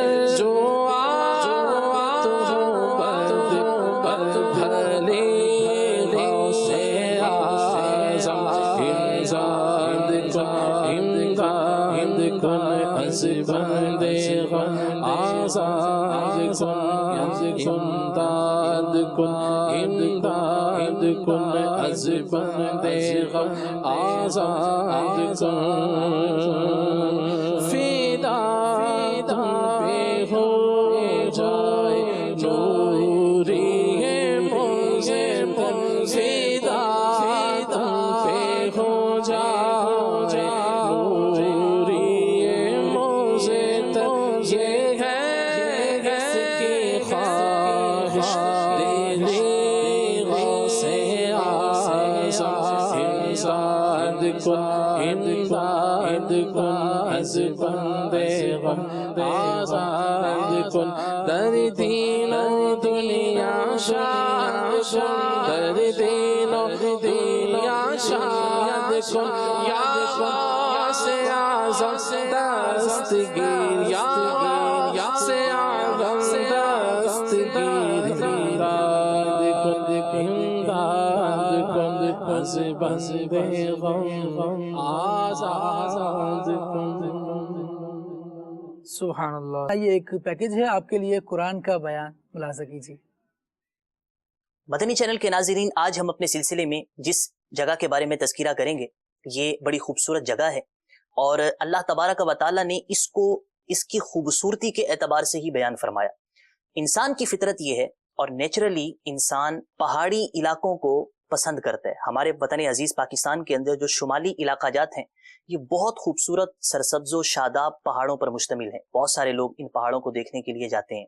یہاں پر آپ جانتے ہیں کہ چشمے بہتے ہیں، اور چشمے بھی انسان کی نگاہ کو اچھے لگتے ہیں، اور انسان فطرتی طور پر ان کو پسند کرتا ہے. قرآن مجید میں اللہ تعالیٰ نے آج ہم جس جگہ کے بارے میں تذکرہ کریں گے اس جگہ کو انہی خوبیوں کے ساتھ بیان کیا کہ یہ جگہ بڑی بلند تھی اور یہاں پر چشمے بہتے تھے. یعنی اس کا مطلب یہ ہوا کہ انسان جس چیز کو فطرتاً پسند کرتا ہے اللہ تعالیٰ نے بھی اسے خوبی کے طور پر ہی بیان فرمایا. قرآن مجید میں اس جگہ کے بارے میں جو تذکرہ ہے کہ اس کے حسن کے ساتھ اللہ تعالیٰ نے اس کو بیان کیا ہے. قرآن پاک سورۃ المؤمنون آیت نمبر 50 کے اندر اللہ تعالیٰ ارشاد فرماتا ہے وَجَعَلْنَا ابْنَ مَرْيَمَ وَأُمَّهُ آیَةً وَآوَيْنَاهُمَا إِلَى رَبْوَةٍ ذَاتِ قَرَارٍ وَمَعِینٍ. ترجمہ کنز العرفان. اور ہم نے مریم اور اس کے بیٹے کو نشانی بنا دیا اور انہیں ایک بلند رہائش کے قابل اور آنکھوں کے سامنے بہتے پانی والی سرزمین میں ٹھکانہ دیا. یعنی اللہ تبارک و تعالیٰ نے یہاں پر اس جگہ کی 3 خوبیاں بیان فرمائی. پہلی یہ کہ وہ جگہ بلند ہے. دوسری خوبی یہ بیان فرمائی کہ وہ رہائش کے قابل ہے، یعنی وہ جگہ کہ جس کے بارے میں فرمایا وہ ذاتی قرار ہے، وہ رہائش کے قابل ہے، یعنی جہاں پر انسان کا گزر بسر بڑے اچھے انداز میں ہوتا ہے، اس کی ضروریات پوری ہوتی ہیں، وہ جگہ رہائش کے قابل ہوتی ہے. فرمایا وہ رہائش کے قابل ہے. اور تیسری خوبی بیان فرمائی کہ آنکھوں کے سامنے بہتے پانی والی وہ جگہ ہے. یہ بڑی مبارک جگہ تھی جہاں پر اللہ تبارک و تعالیٰ نے حضرت مریم رضی اللہ تعالی عنہا اور آپ کے بیٹے حضرت عیسیٰ روح اللہ علیہ السلام کو یہاں پر جگہ عطا فرمائی اور یہاں پر ٹھہرایا تھا.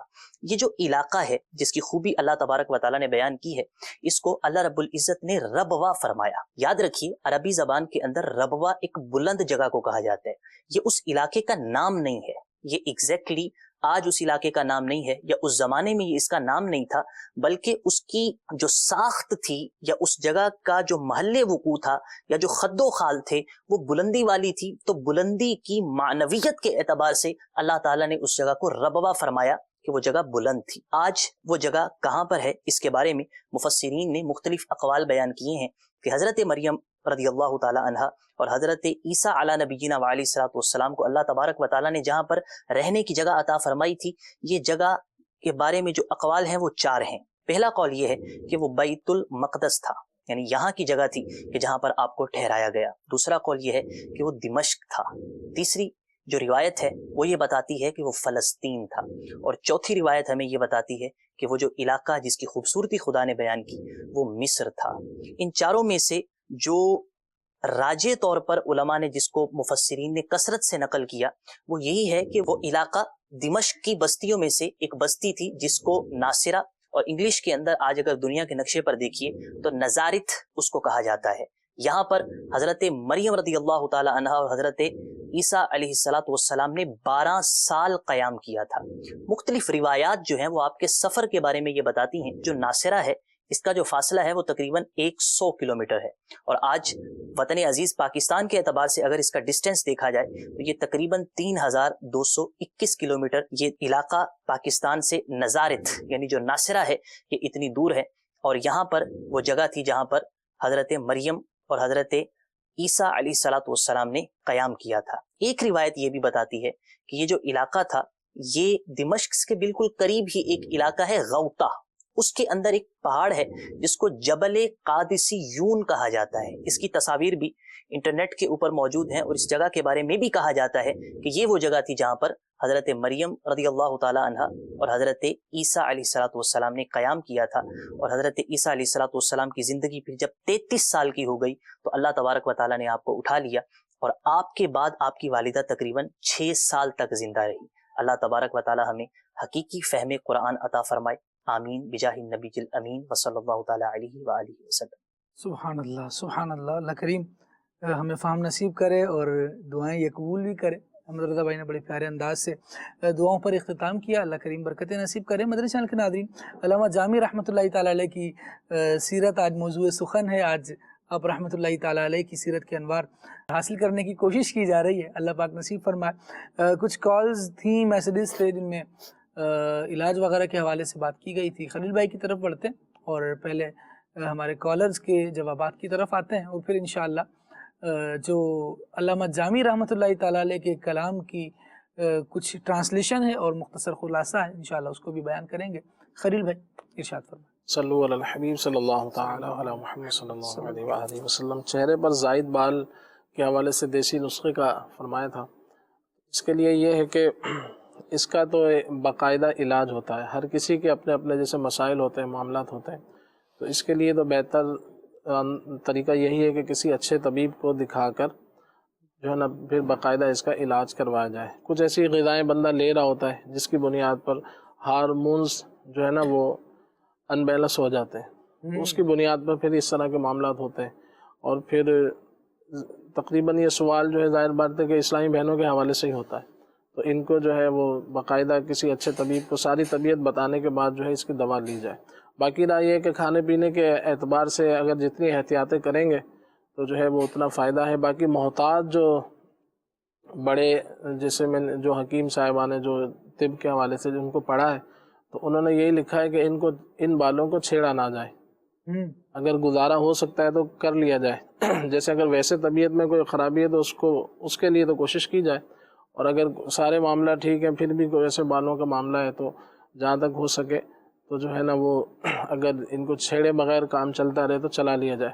بعض اوقات ایسا ہوتا ہے کہ اس کی دوائیں بازاری دوائیں نہ کھائی جائیں، تو کچھ اس طرح کی دوائیں پمفلٹ وغیرہ دیکھ کے تشہیر دیکھ کے سوشل میڈیا وغیرہ پہ تو اس طرح کی دوائیں کھائی جاتی ہیں تو وہ وقتی تو ختم ہو جاتے ہیں لیکن پھر بعد میں پھر وہی معاملہ ہو جاتا ہے اور اس کی جگہ اور بھی کئی نقصانات بعض اوقات شامل ہو جاتے ہیں بازاری دواؤں سے. ویسے ایسا بھی ہوتا ہے کہ کچھ افراد نسخوں کی چلتی پھرتی دکان ہوتے ہیں، یعنی ویسے کوالیفائڈ نہیں ہوتے کہ وہ کوئی طبی نسخہ بتائیں گے، لیکن ان کو کوئی بھی مطلب مرض یا مرض جیسا بھی کچھ بتا دیں تب بھی وہ علاج بتا دیتے ہیں. ان کے مشورے پہ عمل اگر کر کے اس طرف آیا گیا تو ہو سکتا ہے کہ پھر پریشانی کا مزید سامنا کرنا پڑے، جس کی طرف خلیل بھائی اشارہ فرما رہے ہیں کہ ہر نسخہ دیکھ کر، پمفلیٹ دیکھ کر، پوسٹر دیکھ کر ہینڈ بل کسی نے پکڑا دی ہے جناب والا، یہ سمجھے کہ ہاں نسخہ کیمیا ہاتھ آ گئے، اب تو سارے امراض ختم ہو جائیں گے.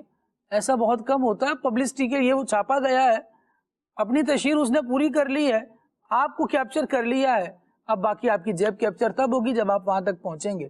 اگر صحیح افراد کے پاس پہنچ کر درست نسخہ معلوم کر کے پھر علاج کروایا جائے گا تو ہی اللہ نے چاہا فائدہ ممکن ہے. نیم حکیم خطرہ جان کہا جاتا ہے، بڑا معروف اور مشہور مقولہ ہے. تو ہر چلتے پھرتے کی بات پر عمل نہیں کرنا. خلیل بھائی انڈوز کریں گے اس بات کو؟ درست فرمایا آپ نے بالکل. بلکہ ماہنامہ فیضان مدینہ میں سیدی اعلیٰ حضرت رحمۃ اللہ تعالیٰ علیہ کا ایک مضمون جیسے پڑھنے کی سعادت حاصل ہوئی تھی، تو اس میں آپ نے کسی حکیم صاحب کو کچھ اپنی قیمتی ہدایت عطا فرمائی تھی. تو اس میں یہ بھی تھا کہ اگر 999 پر ایک نسخہ چل جائے تو بھئی وہ سارے اس سے ٹھیک ہو گئے. اب وہ جو 1000واں آدمی ہے، جو 1000 نمبر پر ہے، آخری آدمی جو ہے، تو اس کو بھی اگر آپ اس بنیاد پہ نہیں دے سکتے کہ یار 999 کو فائدہ ہوا، اس کو بھی ہو جائے گا، تو ہو سکتا ہے اس کا مزاج کچھ اور ہو سکتا ہے اس مثالیں دوسرے تھے ان کا کچھ اور مسئلہ ہو، اس کو بیچارے کو ٹی بی بھی ہو ساتھ میں، ہو سکتا ہے کہ اللہ نہ کرے اس کو کوئی اور ایسا، اس کا بی پی ہائی ہوتا ہو، تو کسی کا بی پی ہائی ہے، کسی کو شوگر ہے، ہر کسی کا اپنا اپنے معاملات ہوتا ہے. تو اس لیے جو ہے وہ چلتے پھرتے نسخوں سے اجتناب کرنا چاہیے. اور ہمارے یہاں بھی جو بتایا جاتا ہے، اس میں ہمارے شیخ طریقت امیر السنت دامت برکاتہم العالیہ کی یہی ہدایت ہے، اور آپ بھی یہ فرماتے ہی رہتے ہیں وقتاً فوقتاً کہ یہاں جو بھی علاج بیان کیا جاتا ہے اس کو اپنے طبیب کے مشورے سے استعمال کریں، بھلے وہ جتنا ہی یعنی مستند آدمی ہو، لیکن آپ نے کرنا مشورے سے ہی. بہترین. دوسری بات یہ ہے کہ وہ معدے میں درد کے حوالے سے تھا، تو اس کے ایک مختلف وجوہات ہوتی ہیں. تو اب یہ کیوں ہے، کس طرح سے ہے، یہ تو دیکھنے کے بعد ہی پتہ چلتا ہے معلومات لے کر. باقی ایک جنرلی علاج میں اس کا عرض کر دیتا ہوں، وہ یہ ہے کہ کھانے کو اچھی طرح سے چبا کے کھایا جائے. یہ بھی ایک بہت بڑی وجہ ہے. اور یہ آنتوں کا مرض، آنتوں میں سوجن، سویلنگ، اور پھر یہ قبض کے امراض، معدے میں درد، معدے میں جلن، معدے میں السر، تو یوں کہہ لیں کہ اگر ہم یہ کہیں نا کہ ہر دوسرا تیسرا آدمی اس میں مبتلا ہے تو غلط نہ ہوگا، کیونکہ جس طرح سے لوگوں سے ملتے ہیں، تجربات ہوتے ہیں، تو وہ یہی ہیں. وہ جیسے بعضوں مختلف، ہر کسی کے اپنے اپنے مسئلے ہیں. تو اس میں ایک بہت بڑی وجہ یہ ہوتی ہے کہ لوگ کھانا کھاتے نہیں ہیں بلکہ نگلتے ہیں. تو اس کو چبا کر کھانا چاہیے. چبا کے کھانے سے اس کے فوائد بھی بڑھ جاتے ہیں، اور پھر اس میں جو ہے نا وہ یہ درد اور اس طرح کے معاملہ سے بھی بندہ بچ جاتا ہے. اسی طرح کھانے کے ساتھ کثیر تعداد میں، کثیر مقدار میں لوگ پانی بھی پیتے ہیں، بہت سارے جن کو معلومات نہیں ہوتی، تو وہ اس سے بھی اجتناب کریں، اس سے بھی ہاضمہ جو ہے وہ خراب ہوتا ہے. اور پھر باقی یہ ہے کہ دیگر جو فاسٹ فوڈ وغیرہ ہیں، اس طرح کے تیز مرچ مسالے ہیں، تو اس سے اجتناب کیا جائے. بعضوں کا درد ہوتا ہے، بعضوں کا جلن ہوتی ہے، اور اندازہ صحیح ہوتا نہیں ہے، بس تکلیف کا احساس ہوتا ہے، تو درد یا جلن بھی ہو سکتی ہے. جلن ہوتی ہے تو بعض اوقات السر کی وجہ بھی ہوتی ہے. السر ایک زخم کو کہتے ہیں. پھر آگے اگر احتیاط نہ کی جائے تو آگے جا کے اللہ نہ کرے یہ مرض بڑھ جاتا ہے. تو اس کے لیے یہ ہے کہ آپ اگر کوئی ایسا چھوٹا موٹا کوئی مسئلہ ہوتا ہے تو دیکھ لیں کہ گیس تو نہیں ہے یا قبض وغیرہ کے معاملات ہیں، تو اس کی اصلاح کر لی جائے. اور اگر وقتی طور سے اس کا کوئی علاج کرنا چاہیں تو یہ ہے کہ تھوڑا سا پودینہ چبا لیا جائے، اور یا پھر 10-15 پتے پودینے کے، اور اس میں 1-2 چھوٹی الائچی ڈال کر اس کو قہوہ بنا کر اس کو پی لیا جائے تو انشاءاللہ یہ بھی مفید رہے گا. سونف بھی لے سکتے ہیں. تو جیسا اس کے اسباب ہوتے ہیں اس کے حساب سے علاج ہوتا ہے. ہر کھانے کے بعد اگر ایک انجیر کھانے کی عادت بنائی جائے تو یہ بھی پیٹ کے امراض سے بچنے کا ایک بہت بڑا ذریعہ ہے انشاءاللہ. واہ واہ، اللہ اس کو بھی اپنا لیا جائے. خلیل بھائی یہ بھی ارشاد فرمائیں، جس طرح آپ نے کھانے کے دوران بہت زیادہ پانی پینے کے بارے میں کہا، کتنا پانی کھانے کے دوران بندہ پی سکتا ہے؟ جیسے ضرورت پڑتی ہے کہ جیسے اگر نہ ہی پئیں وہ بھی ٹھیک ہے. جیسے ابتداً کہا جاتا ہے کہ جیسے آدھا گھنٹہ 1 گھنٹہ پہلے بھی نہ پیا جائے تو اچھا ہے، اور اس کے بعد بھی آدھا 1 گھنٹہ نہ پیا جائے تو اچھا ہے. اور دوران اگر ضرورت پڑتی ہے جیسے 1-2 4 گھونٹ، تو وہ تو ایک عام طور سے لوگ پی لیتے ہیں. لیکن ہوتا ہے نا کہ کھانے کے بعد اب 2 گلاس بندہ پی رہا ہوتا ہے، بعض اوقات وہ دوران میں ہی 2-2 3-3 گلاس پی لیتے ہیں، تو وہ ہاضمے کے حوالے سے جو ہے نا پھر اس میں نقصانات ہوتے ہیں. تو کم تھوڑا بہت پانی 2-4 گھونٹ اگر حسب ضرورت جو ہے وہ پیا جا سکتا ہے، لیکن کثیر مقدار میں، زیادہ مقدار میں پانی پینے سے پھر ہاضمہ جو ہے وہ خراب ہوتا ہے۔ تو میری توجہ اصل میں بچوں کی طرف جا رہی تھی، کیونکہ جو چیز نوٹس میں آ رہی ہے وہ یہ بھی ہے کہ بچے ہر نوالے کے بعد نا وہ پھر جب کھانا چائے پسند کا نہ ہو یا مرچیں لگ رہی ہوں، دونوں صورتوں میں پھر یوں کر رہے ہوتے کہ نوالا لیا، اس کے بعد انہوں نے پانی اور پھر پیٹ کا جو ڈیزائن ہے نا وہ آؤٹ ہو رہا ہوتا ہے، وہ زیادہ پانی پی لیتے ہیں، ظاہر ہے پھر پریشانی کا باعث بنتا ہے۔ تو بچوں کے لیے پھر کیا کیا جائے جب کھانا کھانے کے لیے تیار نہیں ہے اور پانی پر زور ہے؟ ان کو تو ظاہر بات ہے، اپنے الگ الگ بچوں کی الگ الگ کنڈیشن ہوتی ہے، تو اپنے اپنے معاملات ہوتے ہیں، تو اس بچوں کو تو یہ ہے کہ آپ کوشش پہلے یہی کریں کہ ان کو ان کے ضرورت کے مطابق نا پانی آپ پہلے ہی دن بھر میں پلا دیں۔ جیسے گھر میں آپ جائیں تو جہاں دیگر چیزوں کی جیسے معلومات لیتے ہیں کہ نماز کی، دیگر چیزوں کی، تو ساتھ میں جو ہے نا پانی کی بھی معلومات لیں کہ کتنے گلاس پانی پیے، اگر نہیں پیا ہے تو ہاتھوں ہاتھ جو ہے وہ پلا دیں۔ تو یوں جب تک آپ بیٹھے ہیں تو ایک آدھ گلاس تو پلا ہی دیں، پھر آپ آتے ہیں دوبارہ آنا ہوتا ہے، پھر ایک آدھ گلاس پلا ہی دیں۔ تو بچے جو ہے نا پورا دن گزر جاتا ہے، یعنی کہ مدارس وغیرہ میں بھی ہوتے ہیں یا اسکول وغیرہ میں جاتے ہیں، تو وہ جیسے بعض اوقات وہ بوتل پانی کی لے کے جاتے ہیں ویسے لے آتے ہیں بھری ہوئی۔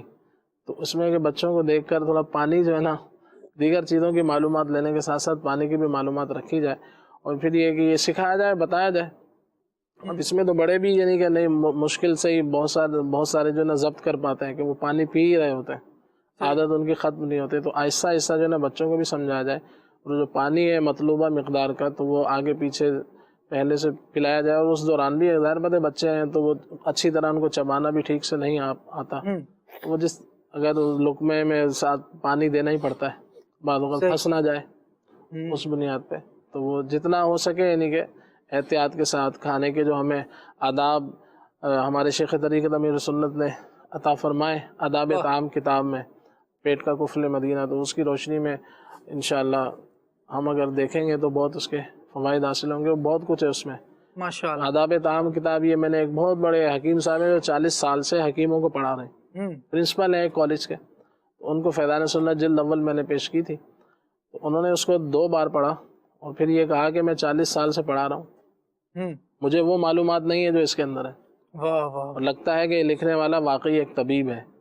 تو یہ جو اتنی جیسے ہمارے مسائل ہیں اس کا بہت یعنی کہ جامع حل جو ہے نا آداب طعام کتاب میں الحمدللہ اللہ کی رحمت سے موجود ہے، ہم پڑھنے اور عمل کرنے والے بنے۔ تو مدنی چینل کے ناظرین اب نیت کر لیں، اور اگر مطالعے میں ابھی تک امیر علیہ سنت دامت برکاتہم العالیہ کی جو 2 زبردست کتابوں کا تذکرہ ہوا ہے، ویسے فیضان سنت جلد اول اگر آپ مکتبۃ المدینہ سے لے لیں گے تو اس میں فیضان بسم اللہ بھی شامل ہوگی، فیضان رمضان بھی شامل ہوگی، اور یہ دونوں کتابیں پیٹ کا قفل مدینہ یعنی بھوک کے فضائل کے پر مشتمل یہ کتاب ہے، اور دیگر آداب بھی لکھے ہیں، اور آداب طعام، یہ چاروں حصے فیضان سنت جلد اول کے آپ کو الگ الگ بھی مل سکتے ہیں، اور ایک ہی جلد اگر آپ حاصل کریں گے تو انشاءاللہ اس میں یہ چاروں چیزیں، چاروں کتابیں موجود ہوں گی۔ ان کو ضرور پڑھیے اور اپنی روٹین کا اس کو حصہ بنائیے، اس پر عمل بھی کیجیے۔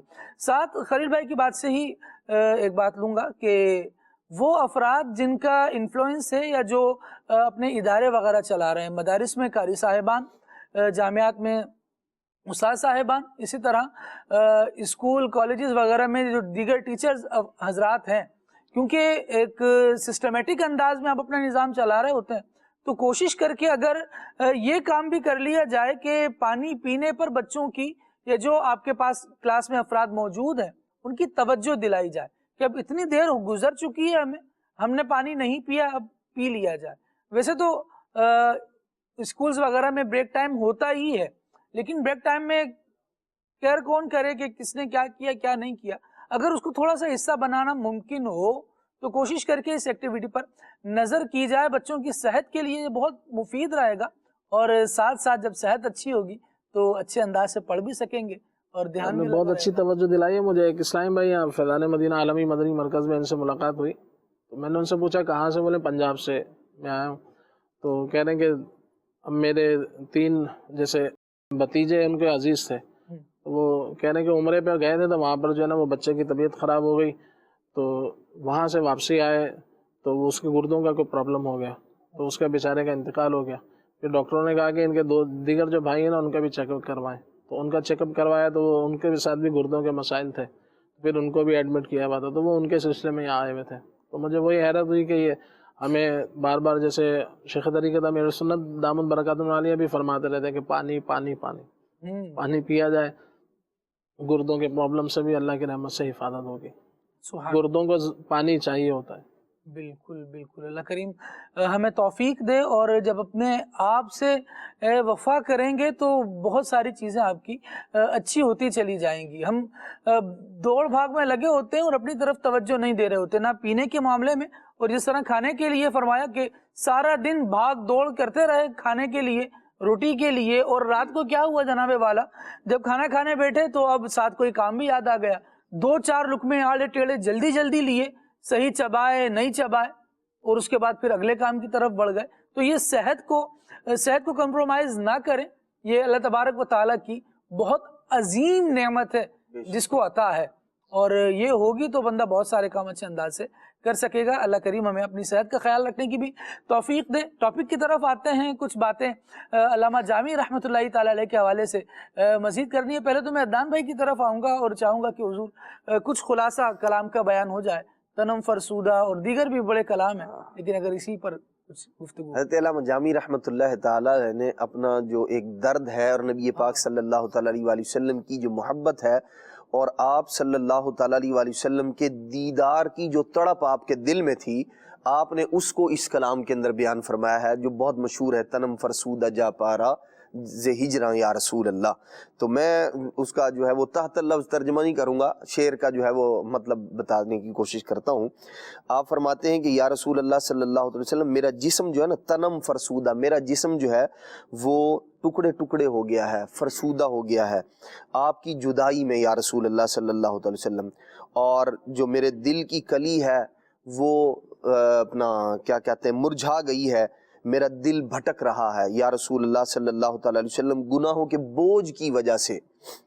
اچھا، پھر سرکار علیہ السلام کی بارگاہ میں عرض کرتے ہیں کہ یا رسول اللہ کبھی اگر آپ خواب میں مجھے اپنا جلوہ دکھائیں نا، چوں سوئے من گزر آری، یہ والا جو شعر ہے، یا رسول اللہ اگر آپ خواب میں اپنا جلوہ دکھا دیں اس عاجز و مسکین اور سائل کو، تو ہوگا کیا؟ کہتے ہیں فدائے نقش نالینت کنم جہاں یا رسول اللہ، یا رسول اللہ میں تو آپ کے آنے کی خوشی میں آپ کا جو نقش پا ہے، جو نبی پاک علیہ السلام کے پاؤں مبارک کا جو نقش ہے، یا رسول اللہ میں تو اپنی جان اسی پر فدا کر دوں گا۔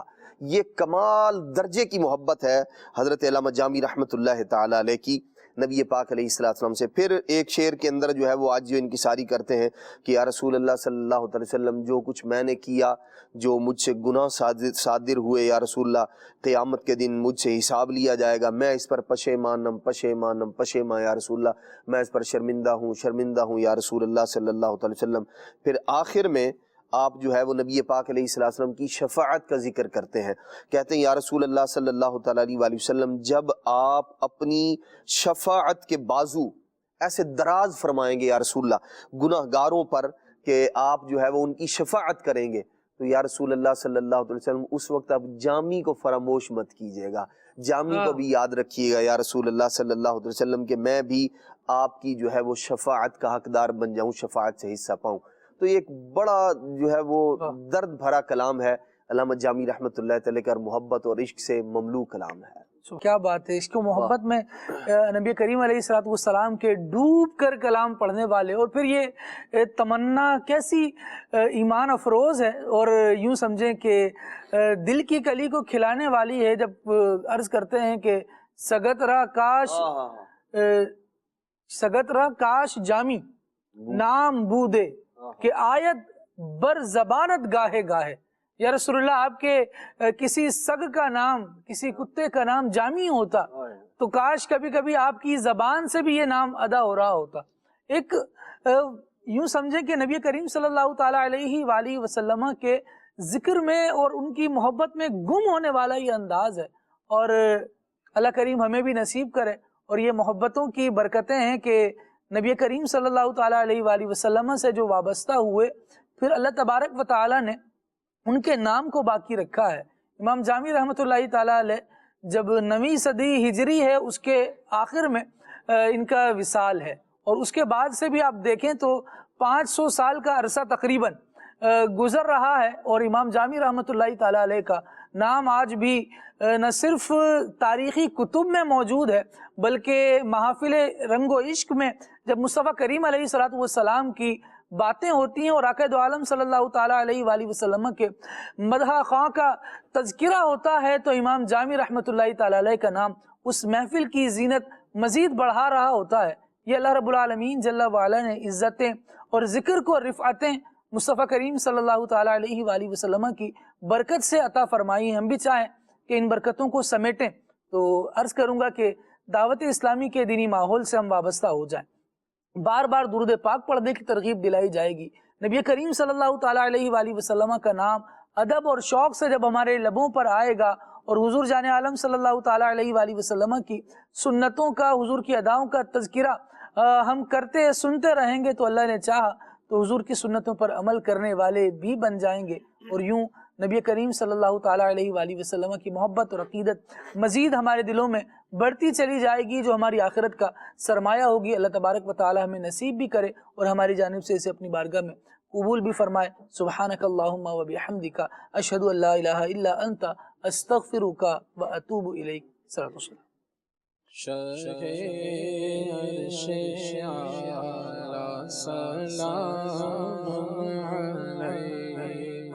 हबीबे खुदा सलामुन अलैकुम हबीबे खुदा सलामुन अलैकुम सलामुन अलैकुम सलामुन अलैकुम जमील अपने शफ़ीउल उम्म पर जमील अपने आका शफ़ीउल उम्म पर पढ़े जा हमेशा सलामुन अलैकुम पढ़े जा हमेशा सलामुन